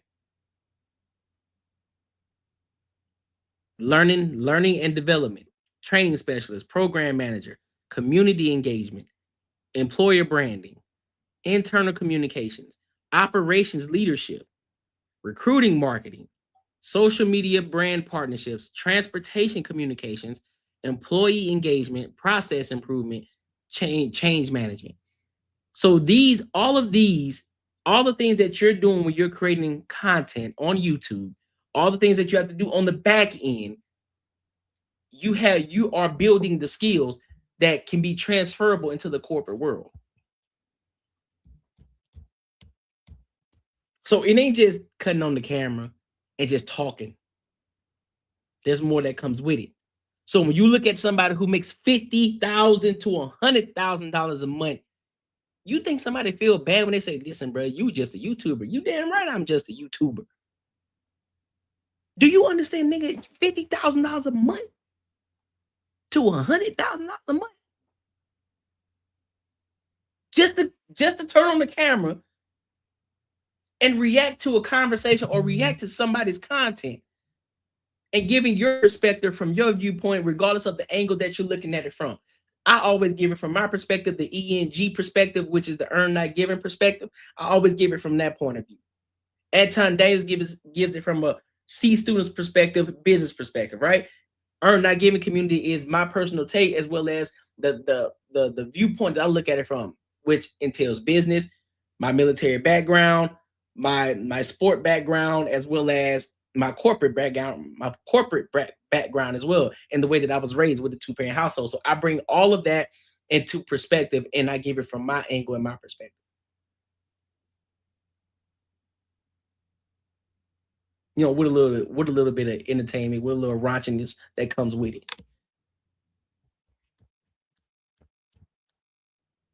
And I ain't even scratched the surface yet. $50,000 to $100,000 goddamn money. That's crazy. New waves of AI. I have simplified my process down to about 3 to 4 hours per day. I never thought when I started this that this avenue of revenue generation would bring me here, but it absolutely has. I am an average student. Okay. I'm like a B, maybe even B plus student on average. Right. And I've come from the business world within corporate America. Okay. And I have transitioned that to where I make far more money and I do content from the confines of my office each and every day in a way which provides me a maximum amount of revenue, while also appealing to the amount of peace or self-direction that I want within my life. So now I have spent the last several months creating a curriculum that teaches you all of that. Now that curriculum, I am branding that as viral to value. Okay. Now there's going to be a link down in the description. So at that point that people said you just a YouTuber, fuck them, tell them you making more money than they are. People, so no, it's just, you know, some people they have to use that. Here's the thing though, clown. Some people they just use that as a so-called attack, but it's really not an attack because a lot of them they can't do it. They don't know how to do it. So therefore they think it's a hurtful thing. That shit just a brush off the shoulder. It's like, oh, okay, cool. Yeah, I am a YouTuber. What's your point? But I think they look at it as, oh, there's no real skill behind it. Yes, it takes skill to be a YouTuber. It takes skill. It takes consistency. It takes learning and perfecting the craft. It takes getting better, figuring out the flaws and implementing new things into, and also being able to be flexible and being adaptable to the things that may be forever changing, right? Some people don't even know how to use AI. Some people don't even know how to use AI. You know what I'm saying? In order to help them improve their YouTube channel. But hey, it's neither here nor there. To viraltovalue.com. Guys, click down there, go up there. I might have a video that's going to go into far more explanation than I have time within this video to go over. But I put all of my thoughts, my teachings into this transformational piece of content for you guys. If you want to invest in yourself to be able to absorb so that you can copy exactly what I do, everything, including the team that I have behind me that's supporting what I do every single day to allow for these 3 to 4 hours of working. Okay. I've put it all within this curriculum for you to be able to invest into yourself should you want to do what it is that I do. But anyway, a lot more information about this on the website. So guys, make sure you go up in there to see what's up. But anyway, I wanted to end off this video not only with an update, but also, again, to just say thank you. Okay. Thank you for the love, for the support, for the respect, for the shares, for continuing to support independent media that helps you, that provides solutions, that translates everything that's going on in this wild ass world. And you know that you have a centralized location of accountability, critical thinking, and things that make sense. All right. But for now, I bid you guys adieu temporarily. Well, I mean, shout out to him at the end of the day.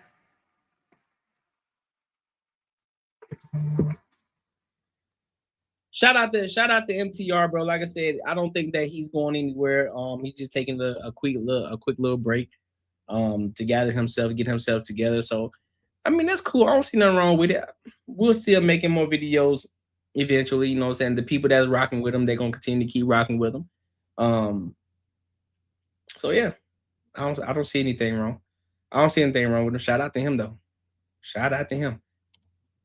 Make sure you like, comment, and subscribe for the algorithm. Make sure you hit the bell notification. Listen, if you enjoyed this video, be sure to check out either of these 2 videos right here. And make sure you share this post with your friends and your family. Yeah. I like it. So let's keep this train moving. I'm telling y'all, bro. I'm telling y'all, YouTube is the way to go. It's hard.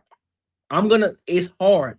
YouTube is hard, especially when you first start out and you realize ain't nobody watching you. When you realize you just talking to yourself. Mind you, again, I've gotten better, but guess what? I ain't even close to where I want to be. I'm not close. And I understand that though. So that's not a oh my God, I wish I was there. No, I understand that it's a journey to get seen. We had this conversation on Banter and Barter the other day, man. We were talking about preparation versus luck, right? And shout out to my dog Marcus, man. Shout out to my dog Marcus. But we were having this conversation about luck and preparation. And for those of y'all who didn't know, you know, and for those of y'all who know who Chaotic Truth is, he pulled up to the channel. He pulled up to the panel, and shout out to him for pulling up. That would not have happened if I'm not putting in the work, if I'm not putting in the consistent effort, if I'm not bringing quality content. Quality content doesn't always mean you got to have the best camera, you got to have the best microphone. Is it transformative? Is it entertaining? When people come over, is it like, oh shit, I want to hear what Courtney got to say, or I want to hear what I want to see what he's talking about. There are many people who have worse quality and they getting all kind of engagement, making all kind of money. And I think if you can master YouTube, you can master any other platform.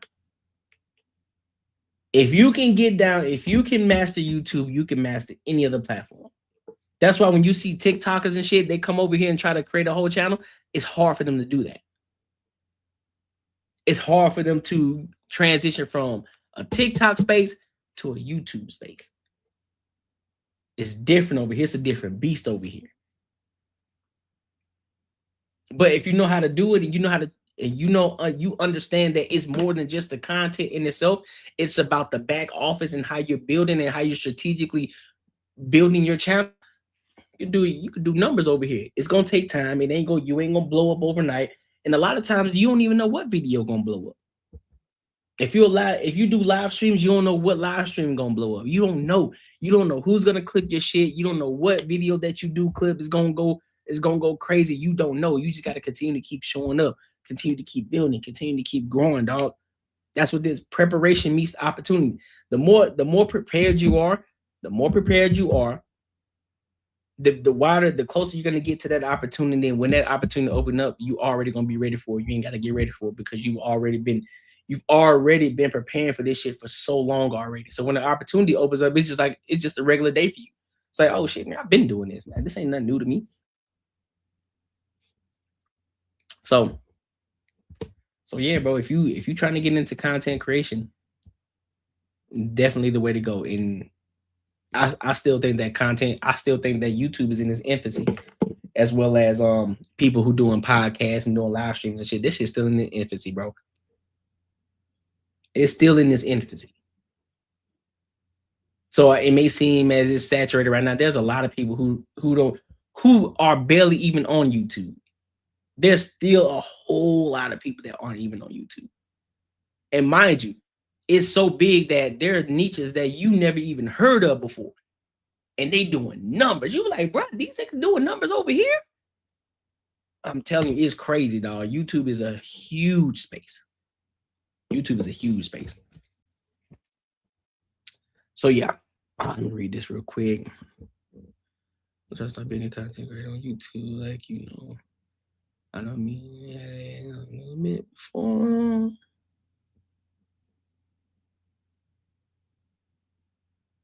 Hold on, give me a second.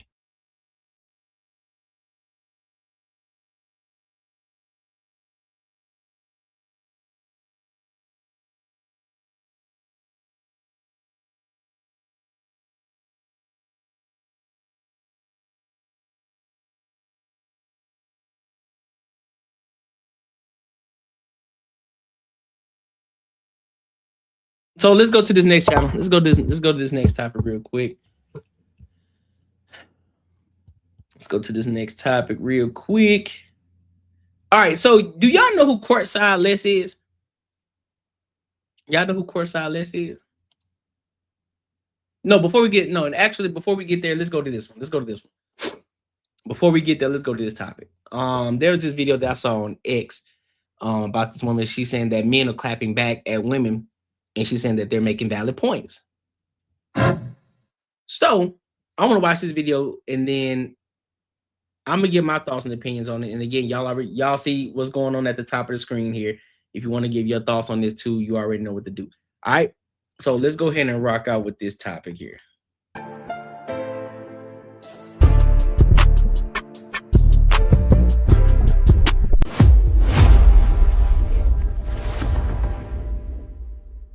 Please keep that same energy. The men have a rebuttal. I have a video that is going viral right now where I addressed the rebuttal that men have to women asking for consistency. And they say, I'm not going to text all day, every day. And I said, nobody's asking for that. No one's asking for all day, every day. We're just asking for consistency. Don't start up with an energy that you can't keep up with. Now, this is where the men are clapping back. And I will say they have consistently said this for the 10 plus years I have been interviewing men and trying to understand the psychology of men.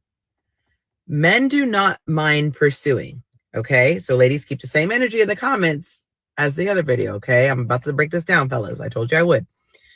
Men don't mind pursuing. Men do not mind taking the lead. Men do not mind initiating. What men don't want to do is have a one-sided situation.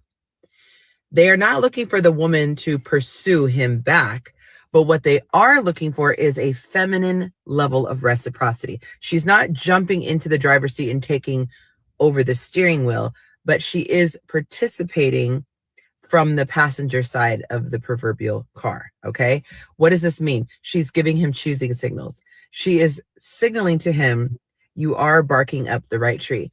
No man who actually values himself, who has any self-respect, is going to incessantly pursue a woman who is not giving him choosing signals in return.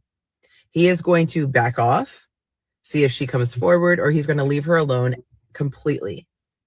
This is different than playing games, okay? Playing games is, I like you, but I'm not going to reach out. This is actually a good sign that a man has a healthy sense of self-respect and that he's securely trying to attach.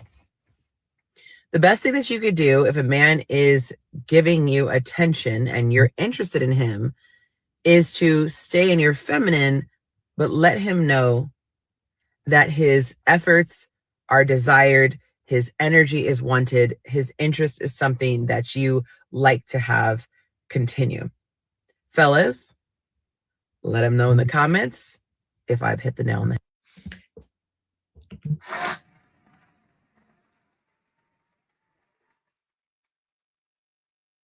Listen, she couldn't have worded, she couldn't have said it better. This is that, let me, without talking about the extreme side of the red pill community, right? The red pill. The origin of the red pill is what men are talking about. This is where the phrase comes in: go where you're celebrated, not where you're tolerated.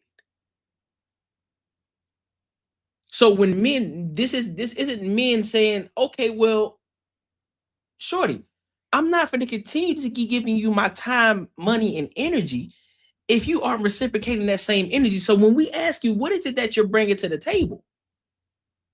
You want me to bring you got a laundry list of shit you want me to bring. You got a laundry list of shit you want me to bring to the table. But yet, you're still not but what you're not doing, you're not reciprocating the same energy that you're telling me that I need to bring to you.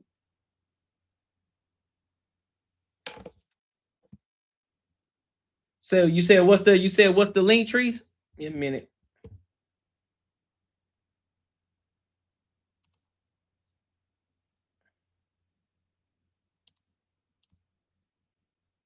Remember, y'all gotta drop a super chat too, man, to come up. Gotta drop a super. But I'll post the link up in a second. Hold on, let me pull it up.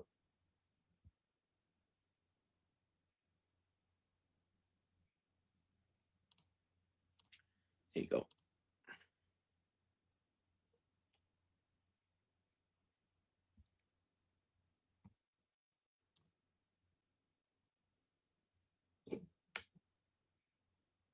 Oh, to the video? I got you. I'll put that in. I'll put that in the chat too. Give me a second. My bad, Trees. I thought you were talking about the thought you had a point to make. I was about to say she. Here you go. Here's that link. Boom. But yeah, in regards to what she's saying though, she hitting the nail on the head. That's all men have been saying this entire time. But women take it as, a lot of these women are taking it as, oh, if you want to just be feminine, just say that. No, that's not. If you want to be a woman, just say that. That's not what men are saying. We're just saying, listen, bro, we got a voice. We got a voice too. And all the shit that y'all talking about, how men ain't doing this, men is this, men is that. Okay, we're telling you, listen, this is what we want from you. This is what we want from you. You want us to be the leader. You want us to be the provider. You want us to be the protector. You want us to be 6'5". You want us to be strong, physical, got the 6-pack abs. You want us to have the dope job, making 6 figures plus or $1 million now, because everybody they done scaled up that number now to $1 million now at minimum. He needs to be loyal. He can't be talking to other bitches. He got to only talk to her. He need to be the one that's always pursuing her all the time, taking her on dates, doing all this extravagant shit. But as soon as we say, what is it that how are you reciprocating that energy? All we get is, well, I'm loyal, I cook and I clean. What? For that type of man, he can pay for a person to clean. He can pay for a woman to cook and clean. Cook and clean. So what else of value are you adding? How are you reciprocating this energy? And so I had this conversation a long time ago. Shout out to Ashley, right? Ashley, who was once on the Banter and Barter show. I had this conversation with her. I said, listen, so I'm like, so let me ask you a question. So say we go out on a date. When I'm the person, first of all, you got a job, I got a job, right? I pursue you in said scenario. We in the mall, I see you, I'm like, oh, she fine as fuck. Let me go holler at her, right? I get the number, I introduce myself, I talk to you, you know, I say something pretty normal. I get your number, right? So then I'm continuing to pursue you, right? I hit you up and say, hey, I want to take you out. Boom, take you out. Now, mind you, I gotta go get it. I'm going to get a haircut. 9 times out of 10, I'm probably gonna get a new fit. Make sure the car clean, make sure the car straight, smelling good. Whatever the case may be, I'm coming to pick you up. Then I'm gonna take you to this restaurant, take you to this nice ass spot. You know what I mean? So you really ain't lifting the finger yet. Boom, I'm getting out the car. I'm opening the door for you. We get to the restaurant. I'm opening the door for you again. Open the door for you, doing everything. I'm taking care of the bill. I'm taking care of the tip, telling you that you can order whatever it is that you want. All of this. So what value, what equal value are you adding to any of this? What is it that you're doing? And her answer was, my time. I said, what? Your time? What do you mean your time? I'm spending my time too. This ain't just your time, it's my time as well. I took time to do all of this, to spend the time with you, and you telling me the equal value here is your time. Get out of my face. Get out of my face. Like, no. What is something tangible? What is something tangible and measurable? Because again, this isn't a tally. This isn't a competition. But what is it that's tangible that you are reciprocating to me, that I've already reciprocated, I'm over here doing already? Because if we had to measure it, I'm like years ahead of you right now. So what are we doing? What value are you adding to me right now?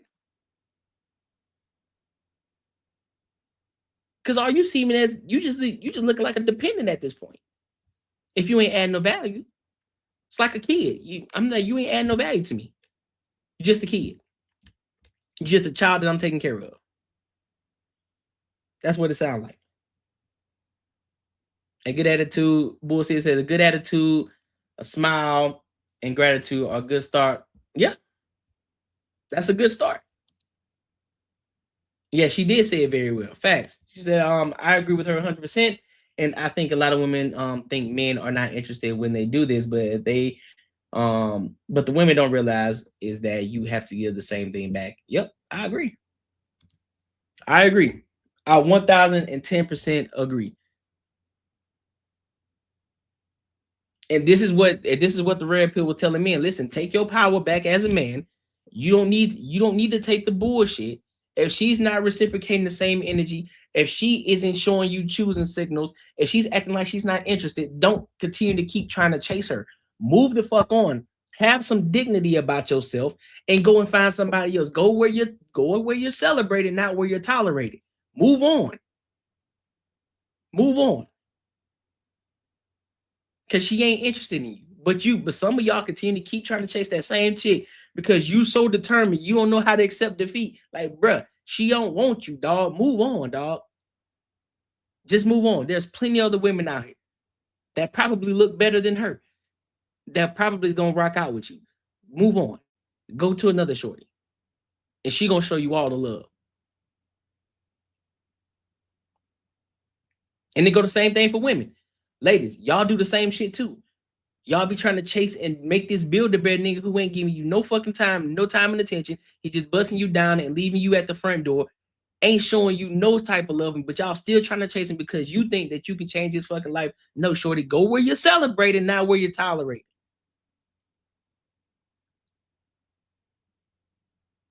You want the ain't shit nigga, the one that barely call you. You going crazy, you crying and sobbing and about to kill yourself over that dude who never paid you any attention in the first fucking place, who dogged you the fuck out. But yet, the dude who's really taking care of you, the one who's really showing love, that he's showing you everything. He remember everything about you. Everything that you said, he remember everything about you. Like he real deal fucking with you. And you ain't paying him no goddamn mind.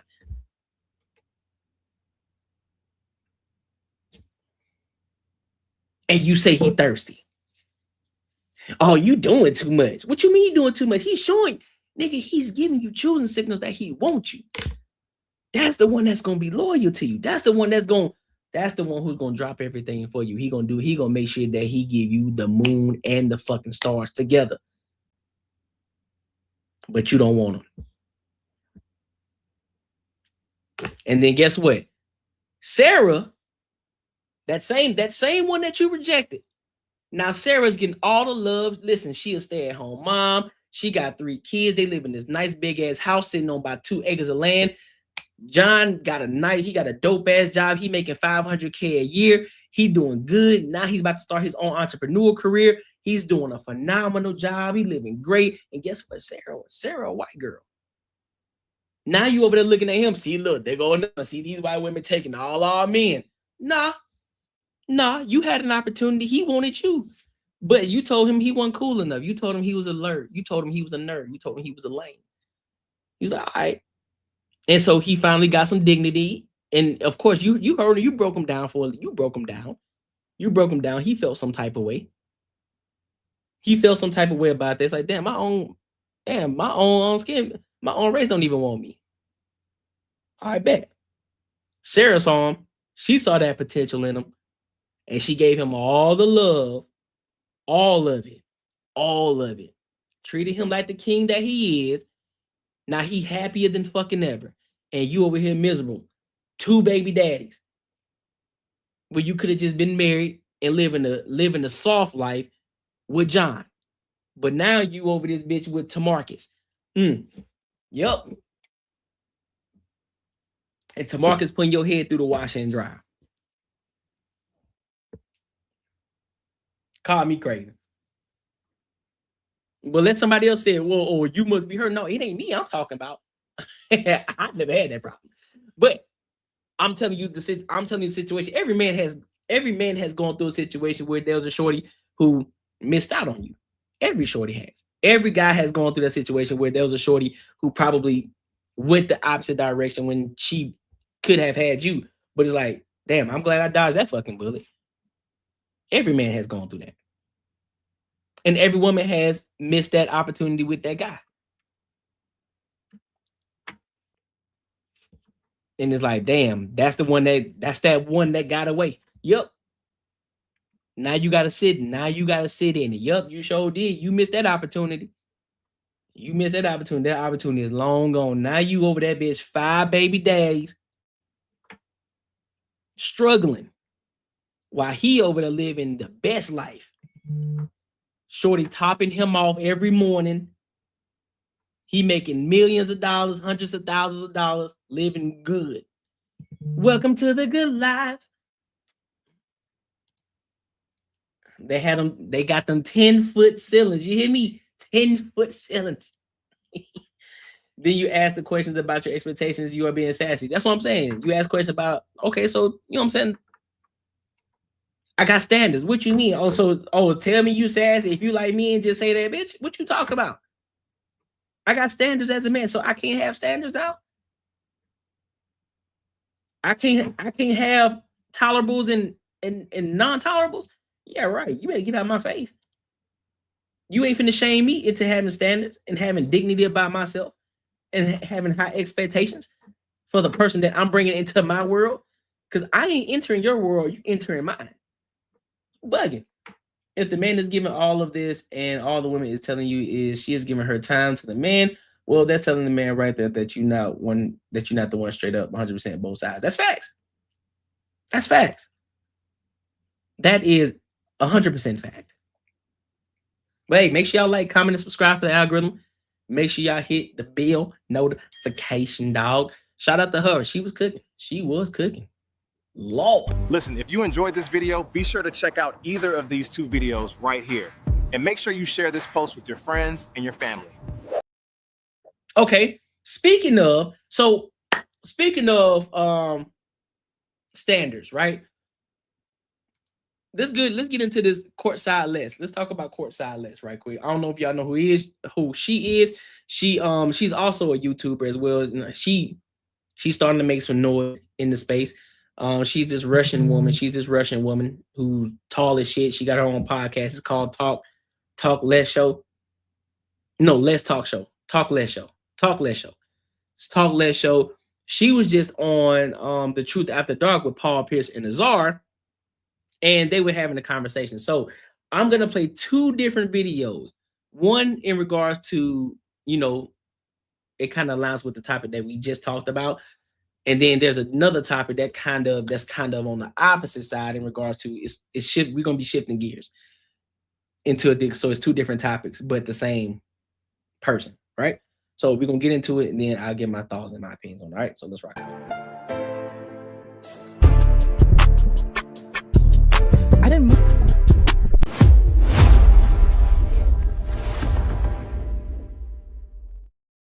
to this country to just be, you know, with a person who is a regular person who makes, you know, regular, but I'm sorry, it's like, why would I stay here if I, you know, I can be with my family in Russia living that life?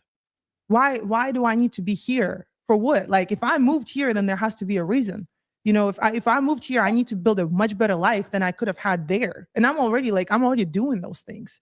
But that's another thing that, like, what's the point of living here then? I'm not out here to be on Social Security for what? So you associate status with like a successful life? I think it's more status than is famous. It's status is it's famous. not just famous, but it's also you have respected. to have a million followers minimum to be famous. Mm-hmm. You got to be black, and you got to be over 6'3". Mm-hmm. That's her standard. That's what we call that. That's her standard. That's her standard. Yeah, that is my standard. And and that's the thing. If and people have a problem with that, that's your problem. That's your problem. I don't have a problem with that. Right. I am dating those people.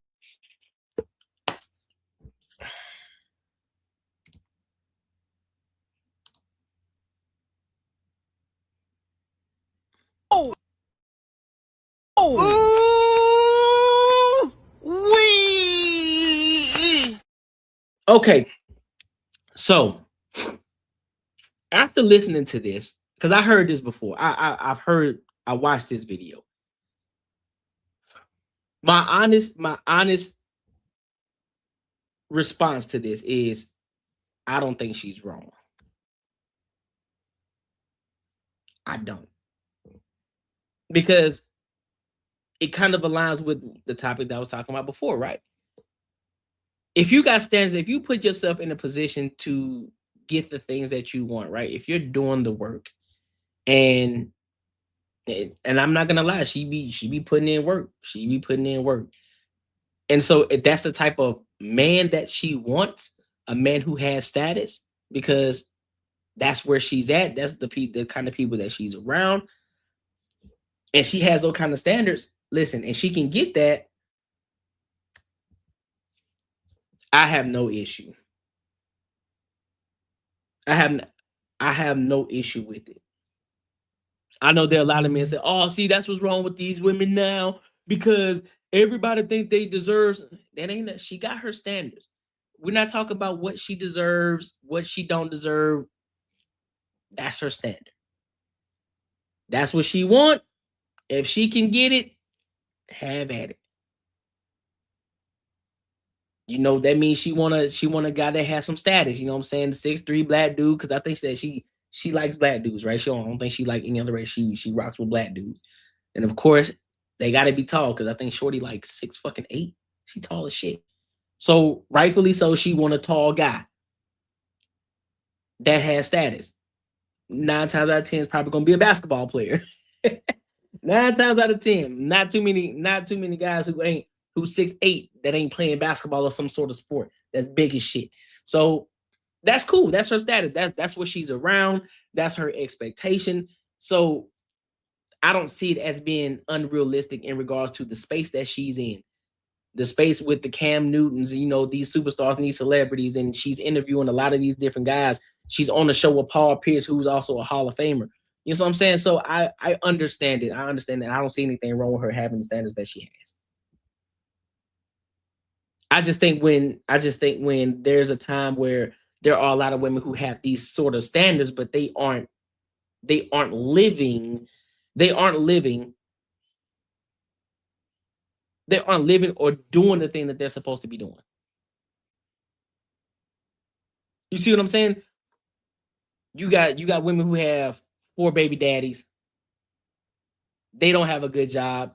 They live in the bum life. They live in the Section 8, but yet they talking about they want a 6-figure man. They want this 6-figure man, a man of God, this man who has all this status. I think that's the difference between the two. I don't think she have any kids. It's just her. She's the one working. She making moves. She making big moves. So she's moving up the totem pole. So I think that's where the confusion comes in. So I don't see anything wrong with it. If I'm being 110% honest, I don't see anything wrong. I know some people gonna be like, nah, nigga, you crazy as fuck. Nah, I don't see anything wrong. I don't see anything wrong. Real talk, I don't. I don't see nothing wrong. So make sure you like, comment, and subscribe for the algorithm. Make sure you hit the bell notification, dog. Listen, if you enjoyed this video, be sure to check out either of these 2 videos right here. And make sure you share this post with your friends and your family. All right, so now, let me switch gears. Because this one is the same video. Well, it's the same podcast, same person, but it's a different topic though. And I wanted to address this because now we're switching gears heavy now. So we're gonna go ahead and get into it, and I'm gonna give my thoughts and my opinions on it. All right, so let's rock out.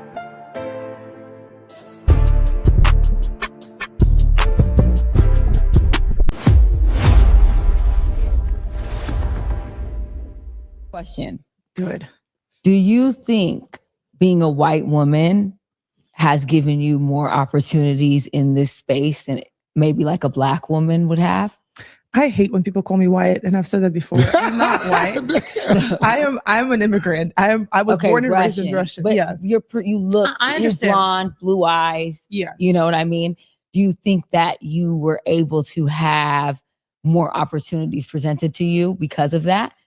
I don't think so, because I work for everything that I have. You know, it's not like I just show up and I'm looking pretty. Like you still, you can walk in the room, but who is gonna?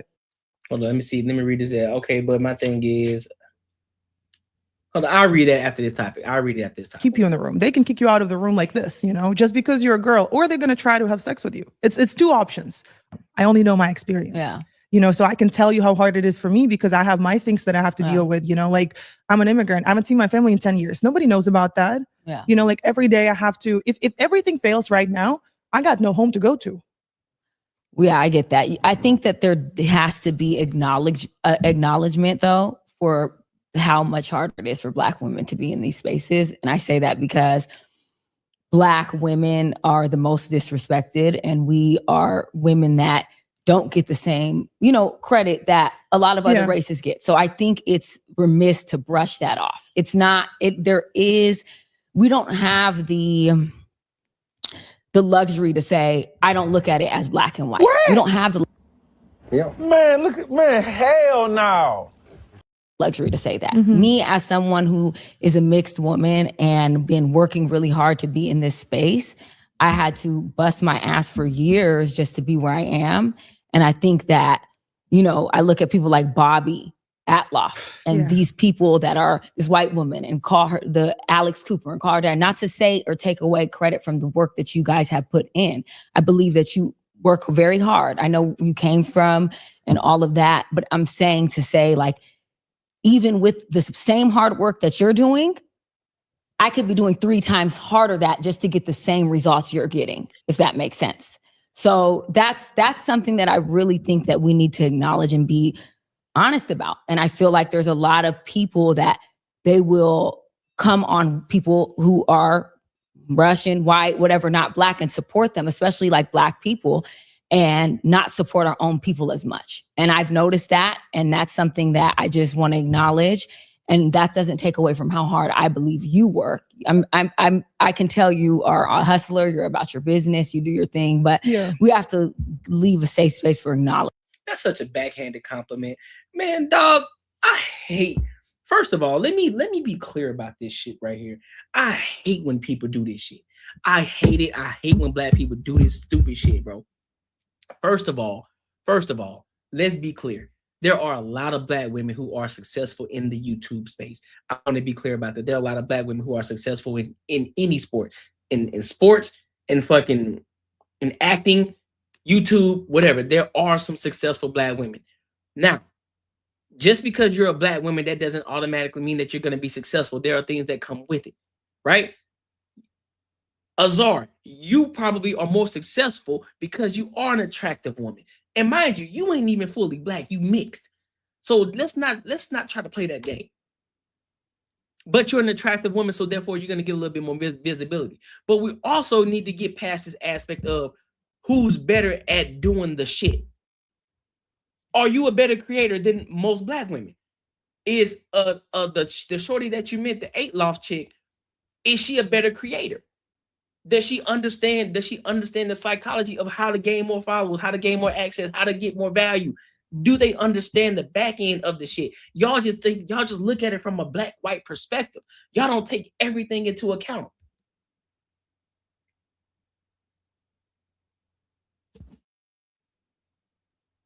So no, she don't have to acknowledge shit. She don't have to acknowledge the fact that you work hard. She don't have to.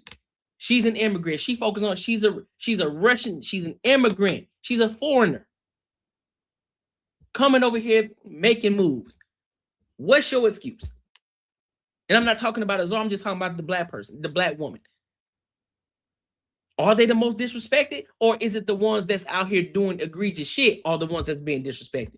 Because a black woman that has standards, a black woman who knows how to present herself properly in the public, she ain't getting disrespected. That's fucking cap. No, she's not. She demands that respect when she walks through the room. And that demand isn't, and her demanding the respect is not her being loud, boisterous. It's not a Leslie Jones type. She's not that. That doesn't mean that you're demanding respect. You're just talking loud and strong. That don't mean you demanding the respect. You demand the respect by how you present yourself to the world. You present yourself with self. If you self-respect yourself and you present yourself that way, guess what? People are going to look at you that way and they're going to approach you a certain way. If you walk around this bitch looking like a hoe or whatever the case may be, people are going to address you as such. So that's cap. Your success ain't got shit to do with your race. Everything to do with the work and the effort that you put in. Now, am I going to be naive and sit here and say, well, I mean, there are situations where there are white women and black women, whatever the case may be, but I don't think that's always the case because we always use that as a crutch. There's even situations where, shit, if a shorty look a little bit prettier, you know what I'm saying, she might have a little bit more opportunity if she's a bit more attractive versus this shorty over here. That's also true. Well, this shorty here is a bit more in shape, but this other one, she kind of fat.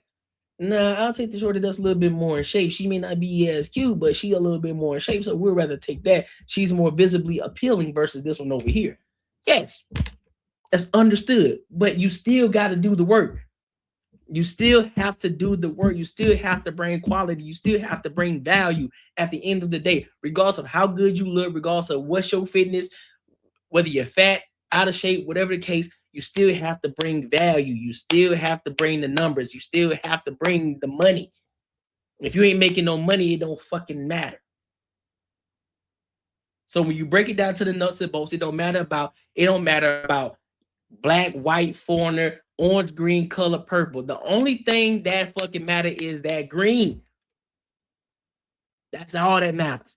Okay, are you bringing in the green? You are, bet. You bringing us value, so therefore we're going to keep you on. We're going to continue to keep pouring into you. Simple. And I hate that we do that shit. And then she tried to use the whole, well, you think that is difficult because, you know, you're a white woman. No, bitch, she's a foreigner. And I'm glad. And here's the thing. I'm glad that she challenged her on that. She's like, I'm not white. I'm a foreigner.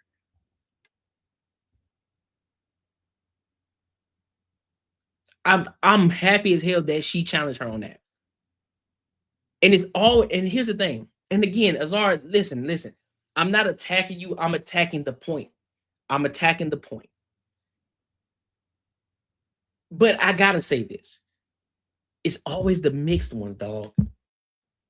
It's like they're fighting with their own identity. Oh, I gotta prove that I gotta prove that a part of me is the black side, so I gotta fight so hard. No, you don't. Like, yes, you have black, you got some black in you, cool. You don't gotta overdo it. I promise you don't. I promise you ain't gotta overdo it, dog. You ain't gotta overdo that. I hate when they do that. I hate when people do that. I really do. It bugs the shit out of me. It bugs the shit out of me. Why? I don't know. It just bugs the shit out of me when people do that.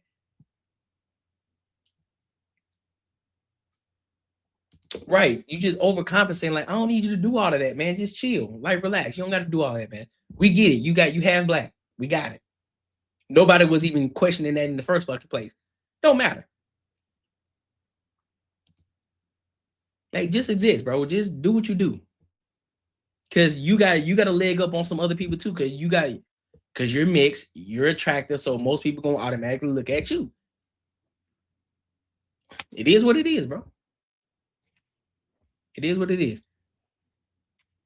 So yeah, but that's what I think about it. And shout out to Courtnee. She out here doing big things. She out here making moves. Shout out to Paul Pierce. Shout out to Azar. You know, with their content. Azar has came a long way because she was on another podcast before, so she has upgraded, which is dope. You know what I'm saying? Which in itself shows how successful she's becoming, more and more successful in itself. So I don't think it's necessarily the fact that she had to work 10 times harder than the next person. I don't think that's the case. But she has upgraded. So shout out to her too.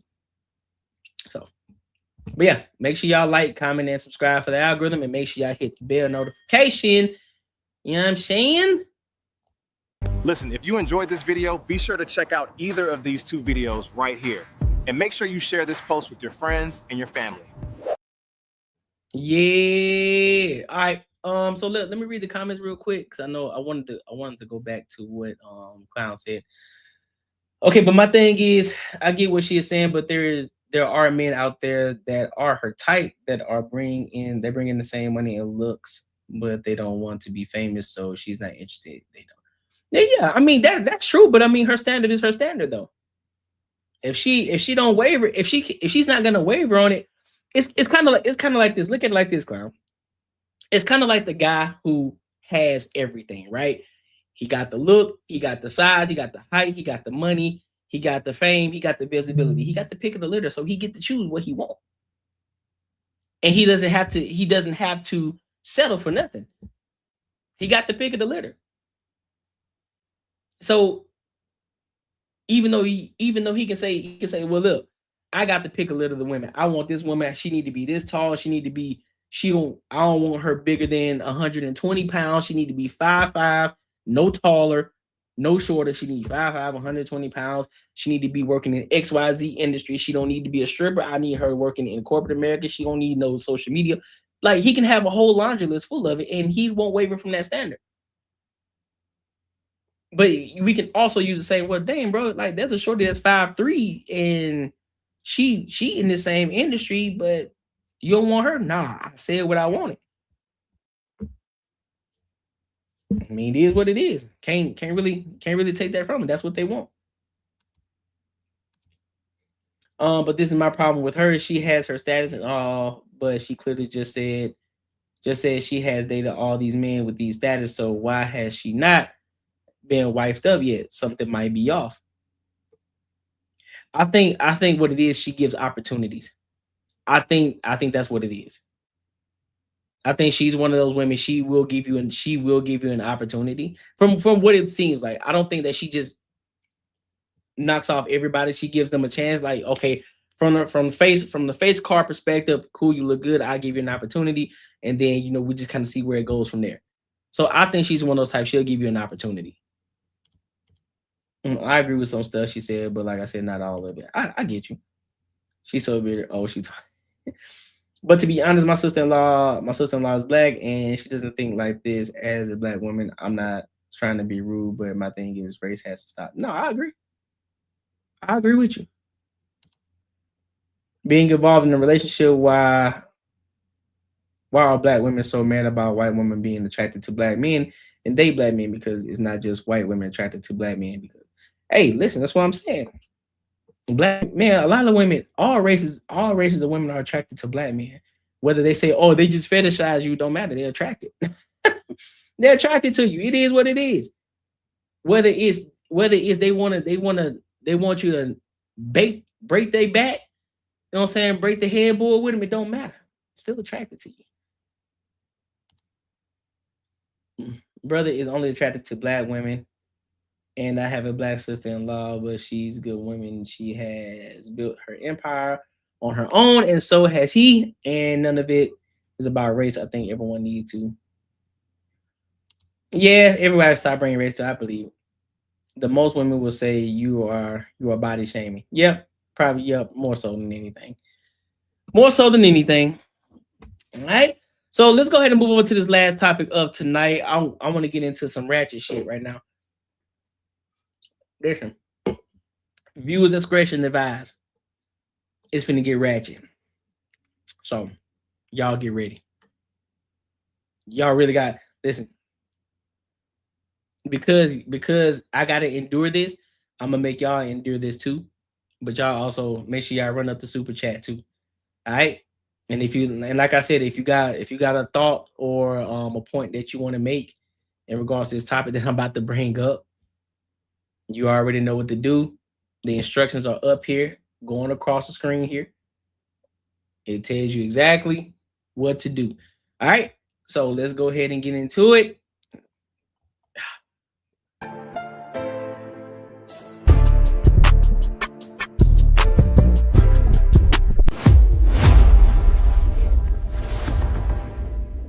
Do you not understand, Rosie, that we are in warfare? You out of your league playing with me. Bounce pass back to you, Rosie. I understand the whole white supremacy part. Like, although I'm mixed, I do understand a Black woman's plight because I consider myself to be a Black woman. So while you say that you're with all this Black woman supremacy, like, I feel you to a degree on that. I just don't agree that we have to use ferociousness and anger towards our own people, our own men. You called me a dick rider. I don't feel like men in our community deserve that from us. I think a woman can be soft and still be firm. You know, you don't have to be a pushover, but you don't have to be, knocking him upside his head. So I just, you should have confidence. You should definitely be powerful, but you should not go head to head with the men in your community. That's where I don't agree with you on. Okay, well, I'm gonna let you know something. I'm gonna let you know something, Rosie. When the men in the community is lazy, it's been 100 years since they've done anything productive, as far as I'm concerned, in terms of building something. 100 years? Rosie. It's been about 100 years. You are not going to be able to find anything worth in terms of building and organizing and doing it. You're not going to be able to find the Black man doing jack shit, but he stay on these YouTube streets dogging out the Black woman. And if you really understood who you are, and if you really understood it, you would not be on your channel talking about misandry, the hate of men. You would be on your channel empowering women. You have no clue what the masculine energy have done to you. But today, I'm going to enlighten you, Rosie, because you're not ready for this. Bro, what are you talking about, man? Anytime you get a woman, you are a full woman. And on your channel, you could be empowering young Black girls. You can be empowering women, but you are choosing to deal with the hate of men. That means, like I said, Exhibit A, you are nothing but a dick rider. And it's not going to work out for you. A grown ass goofy. Remember, I just told you, you that old gang. Talk about misandry, I'm usually talking about women that are unable to hold themselves accountable for the shit that they do. Because because a man might do things wrong doesn't absolve you from the shit that you do wrong. So in some instances, I think that I'm totally appropriate for calling it out when I see it in women. I mean, period. Women can be hateful. Can they not? They can act like bulldogs. You don't think that they can be hateful? You don't think that they can be ferocious unnecessarily? You don't think that they need to be held accountable when they do the stuff that's wrong that they do? Like, let's just take, for example, the lady that just tried to sue Cardi B's boyfriend.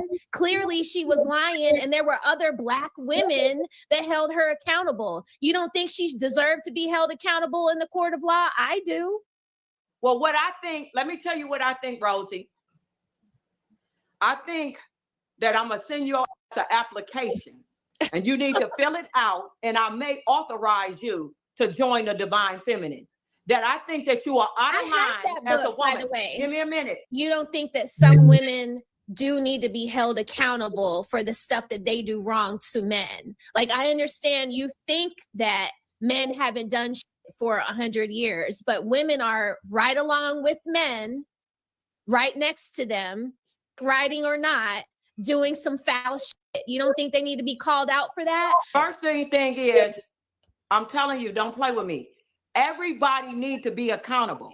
So when women do stuff that they shouldn't do, they should be accountable. When men do things that they shouldn't do, Rosie, they should be accountable. The problem is that you as a woman is on the man's side dealing with misandry.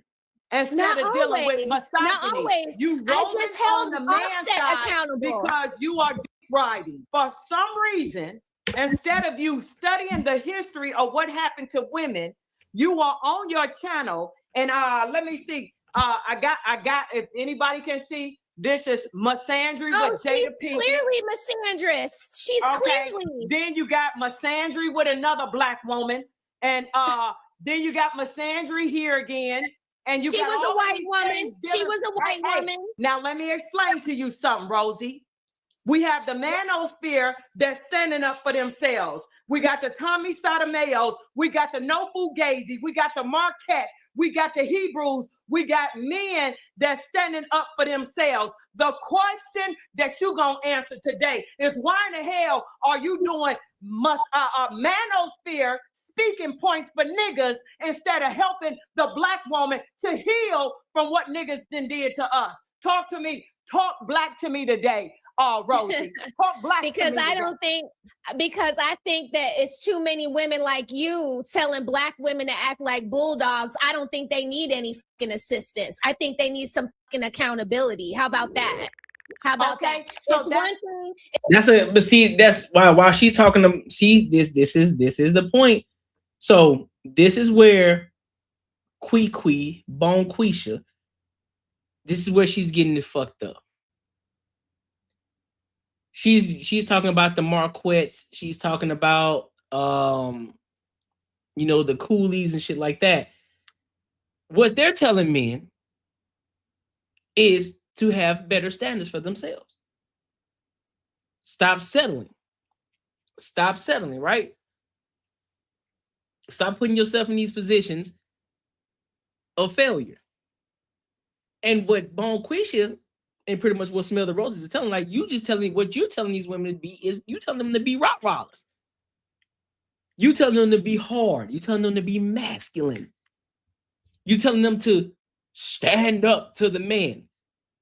Not to be feminine, but to be bodacious, big, broad.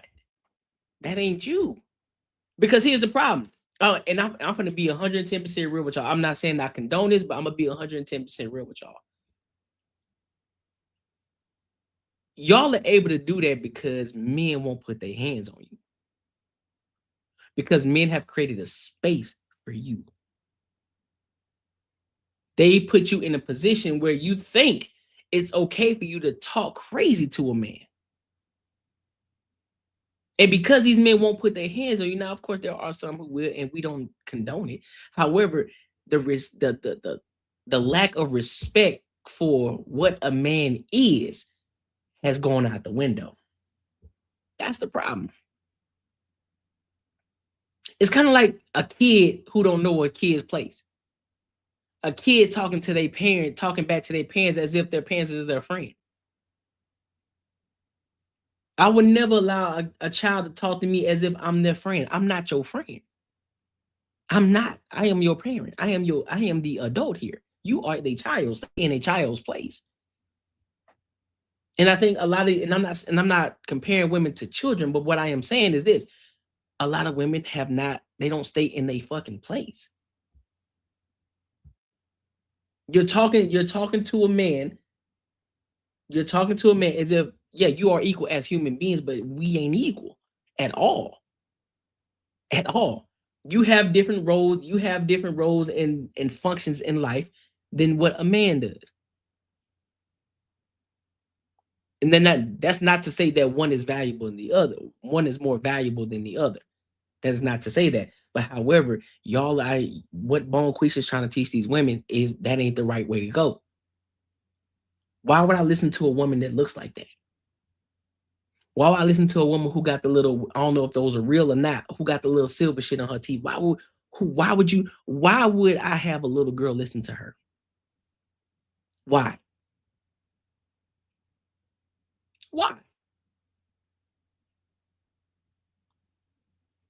I wouldn't. Now, she may be a very intelligent woman, but that intelligence is only geared towards negativity. It's geared towards hate. It is. Now, if it's not hateful, it comes off as hateful.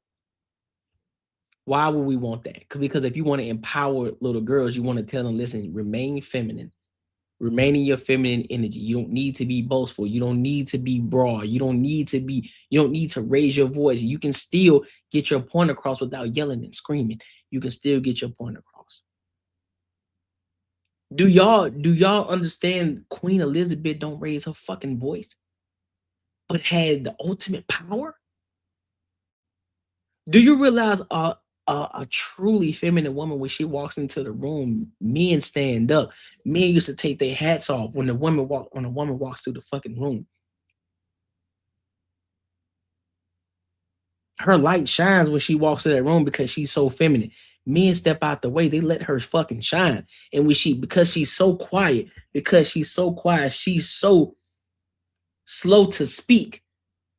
She's so slow to speak. When she does speak, people stop and they listen.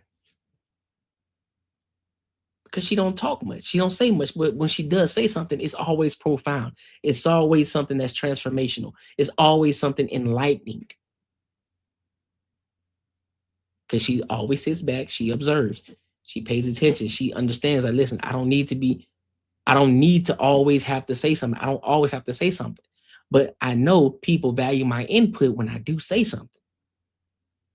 So I sit back and I observe. When somebody asks me something, I'll answer to the best of my knowledge, and they're going to listen.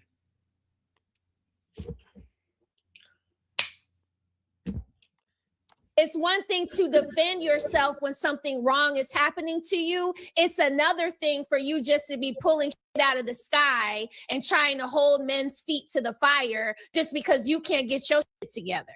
That's a whole different thing.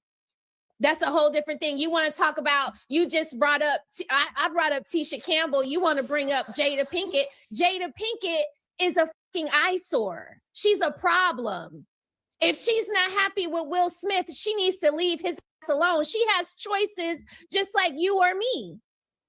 So why am I wrong for talking about the nasty things that Black women do? They can do some nasty shit. Just because you're a Black woman doesn't mean that you're God. I don't agree with that either. That was another talking point on your page. I don't agree that the Black woman is God. You came from a man's rib according to the Bible. That's what I go off of. So I believe it's God, man, woman. So that's how I gear my life. That's how I have geared my page. And when I see Black woman, woman, woman, woman, woman, woman, you came from a man. So how are you disrespecting the very thing that you came from? That's crazy to me. That's crazy. That's crazy. If it wasn't for God, there would not be man. If it wasn't for man, there wouldn't be woman.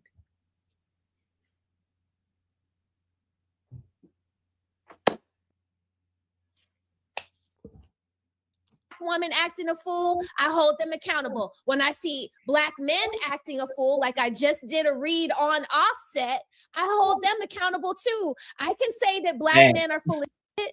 Rosie, I'm feeling very sorry for you. Damn. I really am right now. Hey, Rosie, don't talk, just receive it. Don't talk, just receive it. Because I'm gonna beat your tail today. Did you just say that the woman came from the rib of a man? Yes or no? According to the Bible. Just yes or I'm no? Catholic. I'm Catholic. I Yes understand or you no? might be. Yes, I did. Okay, you getting tossed. Did you say that the Black woman was not God? Yeah, I do not believe that. I do not believe that. Okay, and if you, okay, let me rephrase it. The Black woman is the only true and living God on this earth. So I'm not talking about your fantasies. I'm not talking about mythos. I'm talking about God. Do you know what the description of a God is? I know you don't know it because you must be a Christian to be talking about that the woman came from the rib of a man. When I say that is an antiquated speaking point, everybody that's conscious know that no woman came from a rib of a nigga. Everybody know that. And for you not to know that in 2026, you shouldn't have your ass up here. You need to be in somebody's historian or some college, not a biblical college, but a scientist. You need to have some scientists teach you I about actually what went really to a happened. Christian university. I actually went to a Christian university. And you was a fool to waste your money. I am very versed in And you was Christianity. a fool to waste your money. For you to sit here and say that we as women came from the rib of a nigga, you must be out of your mind. Everybody and their mother know that is nothing but allegory. There's nothing true about us coming from the rib of a man. And you, so you know better. So I need Dunquisha to prove that. You just because you talking loud, you know what I'm saying, with your Captain Hook wig on, I need you to give us some hard proof evidence. I need some hard proof evidence that that's not true. Not some bullshit that you're reading from too, because the very same thing that you're trying to criticize her of, you doing the exact same thing. You had to learn it from somewhere. It ain't just come from the conscious mind. You read it from somewhere. Where did you read it from? And is this true? How can it be true? Can you prove it?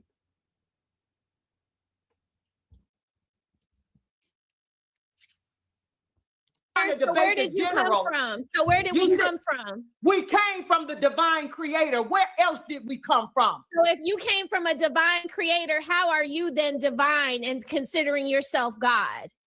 Because the divine creator is completely and directly embodied in a Black woman. What? We were the Man, hell no.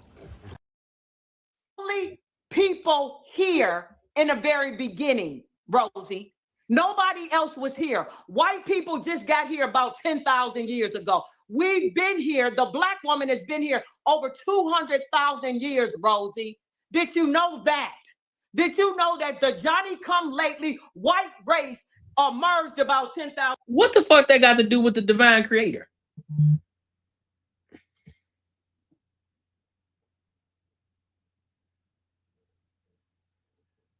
What does that have to do with the divine creator?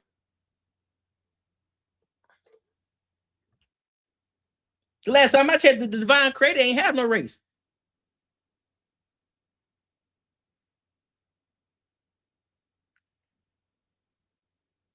Years ago.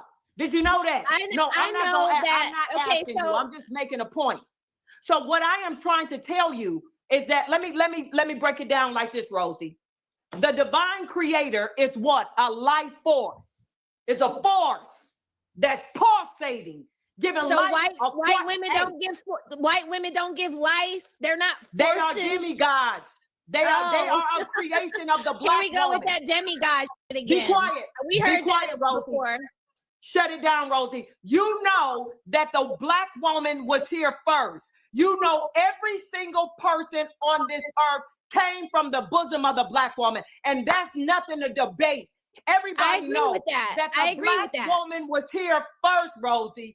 Not you, not the biracials, not white, not Asians, not Latinos. The black woman, she sat on the throne alone for hundreds of thousands of years before any of you came. That's a fact. So I'm still trying to figure out her claim in regards to her women not coming from a man's rib. That's why so she didn't took that shit all the way to the fucking left somewhere else. She talking about white people, Asian people, mixed biracial people. Just get back to the point. How can you prove that women didn't come from a man's womb, a man's rib? That's what I'm trying to figure out. She completely derailed that shit and took that bitch somewhere else. 1 + water = Pluto. That is a fact, and you need to go back to that Christian school and tell them to take the She in Universe 10 right now. That's where she at. Ask for a refund. Tell them they robbed your ass because you up here talking fugazi. Okay, so I agree that civilization started from a black woman. And I guess if you're going to use that context to consider black woman God, to me, that's strange because every species adapts. So white people are an adaptation of people that came out of Africa. But that never stopped white women from being able to have babies. Okay, I'm biracial, so my Spanish, white, European mother had me. That doesn't make you any different from her today, in today's time. And that damn sure doesn't make either one of y'all God. And I'm sorry, that's just how I feel about it. That's because, Rosie, I'm not gonna go in on you. That's because you can't Go claim. in on me. Hey, Rosie, you can't claim. You black on Monday, you white on Tuesday. black on Wednesday, I never, Hey, you don't do cannot that. claim something. So you like to just dance in the middle of it. You like to be in the middle of it. You I'm brought up straight a black biracial. woman. You brought up biracial, Rosie, so I have to acknowledge Rosie, that my you mother out of is control, white and Rosie. she can have Rosie, babies just like black women can have babies. You are out of control, Rosie. It's not your turn. Now you gotta sit and let me cook for a second, and then you cook. Now you out of control. Now, like I said, I'm a full black woman. I done did my DNA. 80 to 90%. No. You don't get to say that. Rosie, You don't get you to are say out of that. control. You ain't You no, don't get to no, you ain't. 80 to 90% ain't no full nothing. There's still 20% left. Yup, you got some European in you, shorty. There is not one person in the United States of America that I know of that's 100% black. If you really want to break it down to the nuts and bolts. I did my ancestry. And of course, it continues to update. It always continues to update. I damn sure ain't 100% black. Now, I'm majority black. Majority black.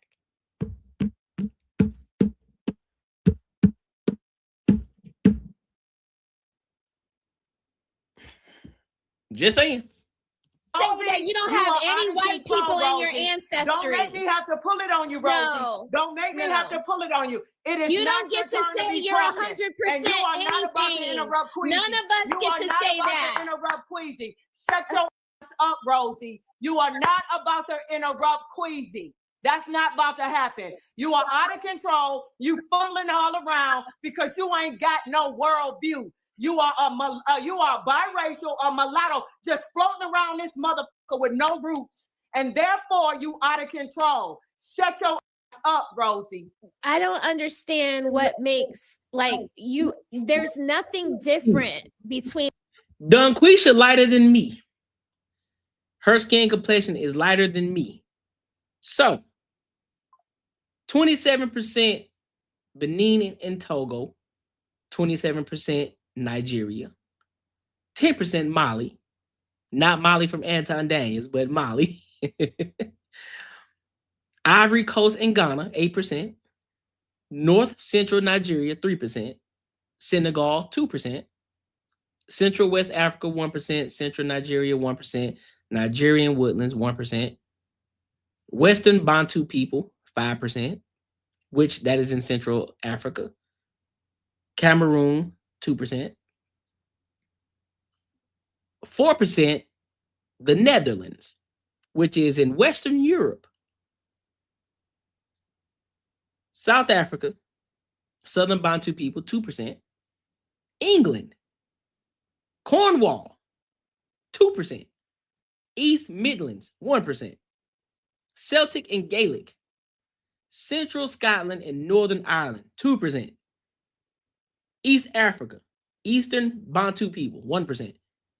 Indigenous Americas, which is Canada and United States, 1%.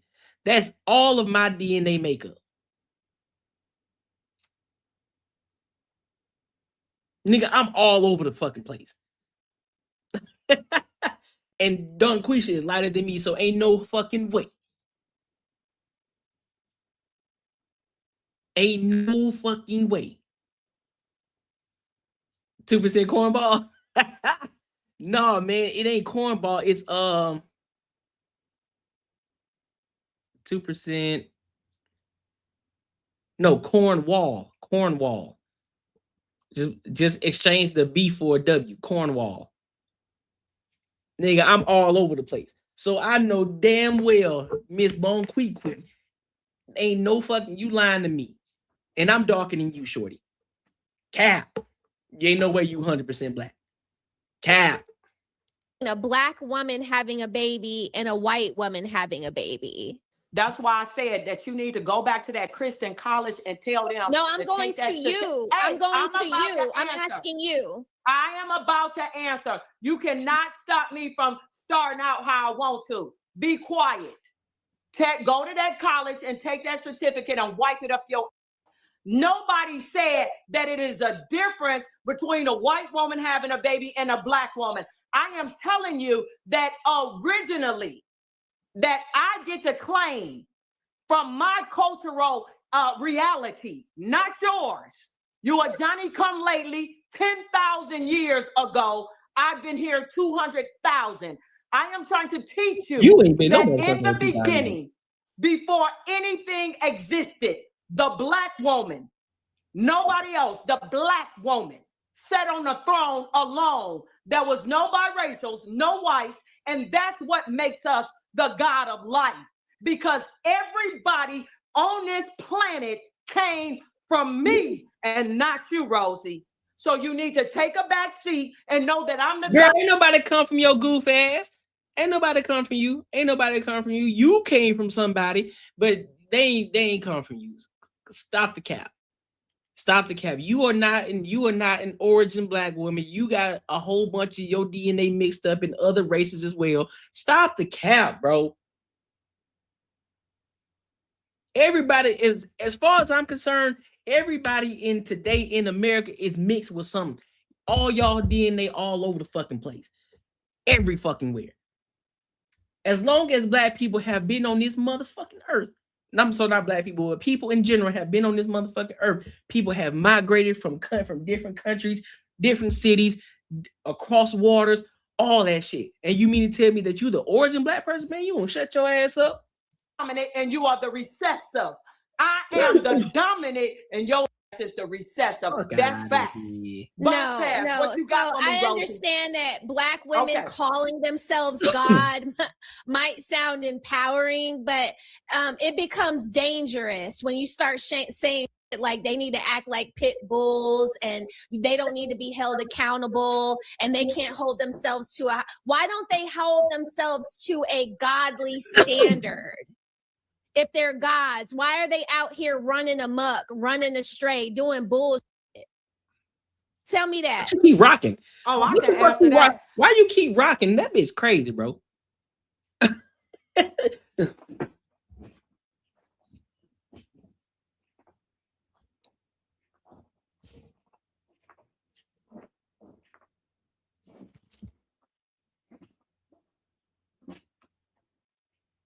Bro, y'all think something wrong with me if I was up here watching this entire live stream up here doing this. You think I was on the spectrum? 100%.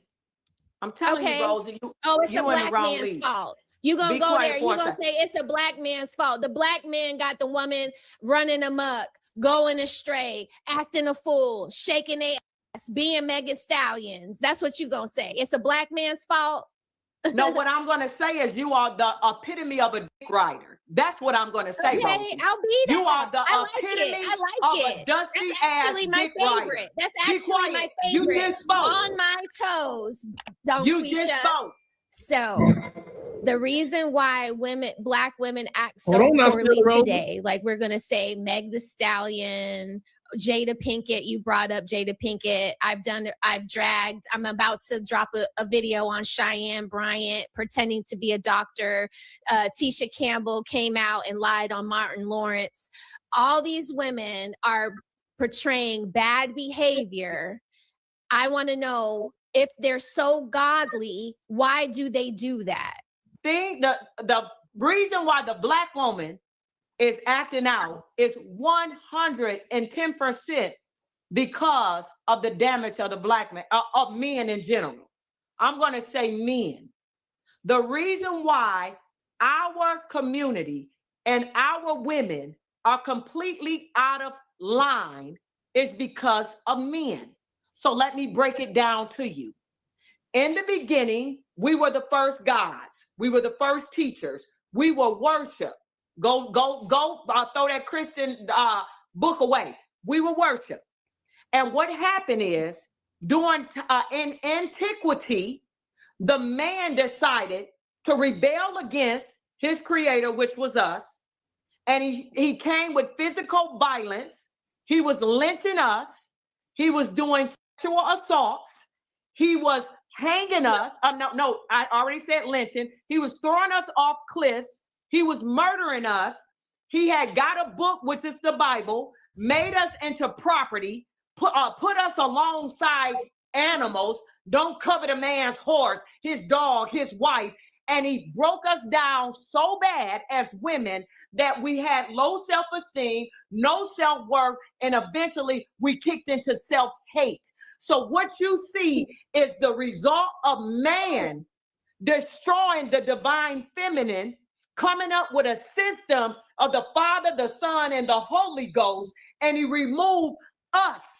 We were divine in the beginning, and he did it by force. So when you see us out here twerking and jerking, it is because it was a systematic elimination of the divine divinity of black women. We were, this was on purpose. This was an erasure. Erased us out of all the texts. He erased us off of the shrines. He burned the shrines and the temples. And then not only did he burn, he destroyed our figurines, our divine figurines. He did everything in his power to break us down. And so now we out here looking back. Men? He didn't do that to black men too? Didn't he do that to black men? So you want black men to treat black women better than black women treat black men just because they went through the same plight in antiquity through up until today? Weren't black women lynched just as much as black men? So black men were lynched more than black women. Stop the cap, bro. Stop the cap. Stop the cap. Now you capping. Dunquisha, man.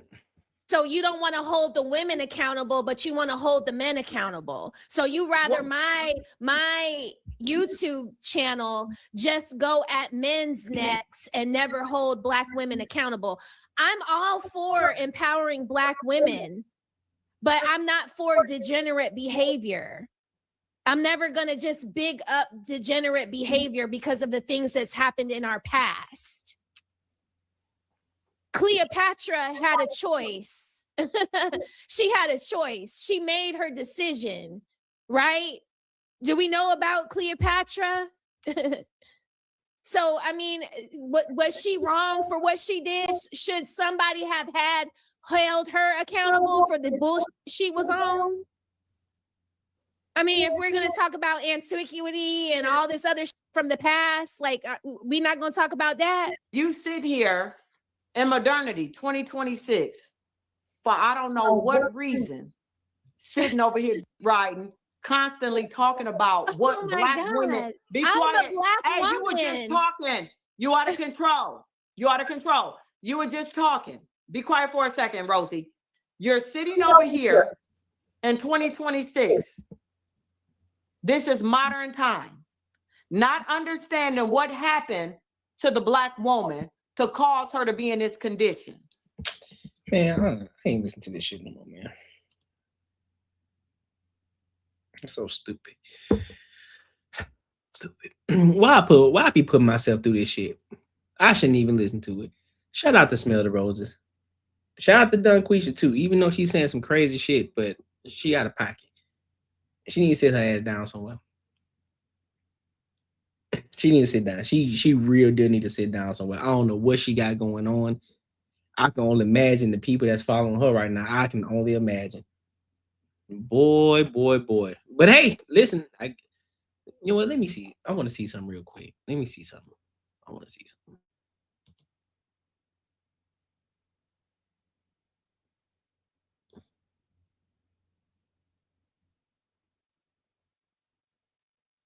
Yeah,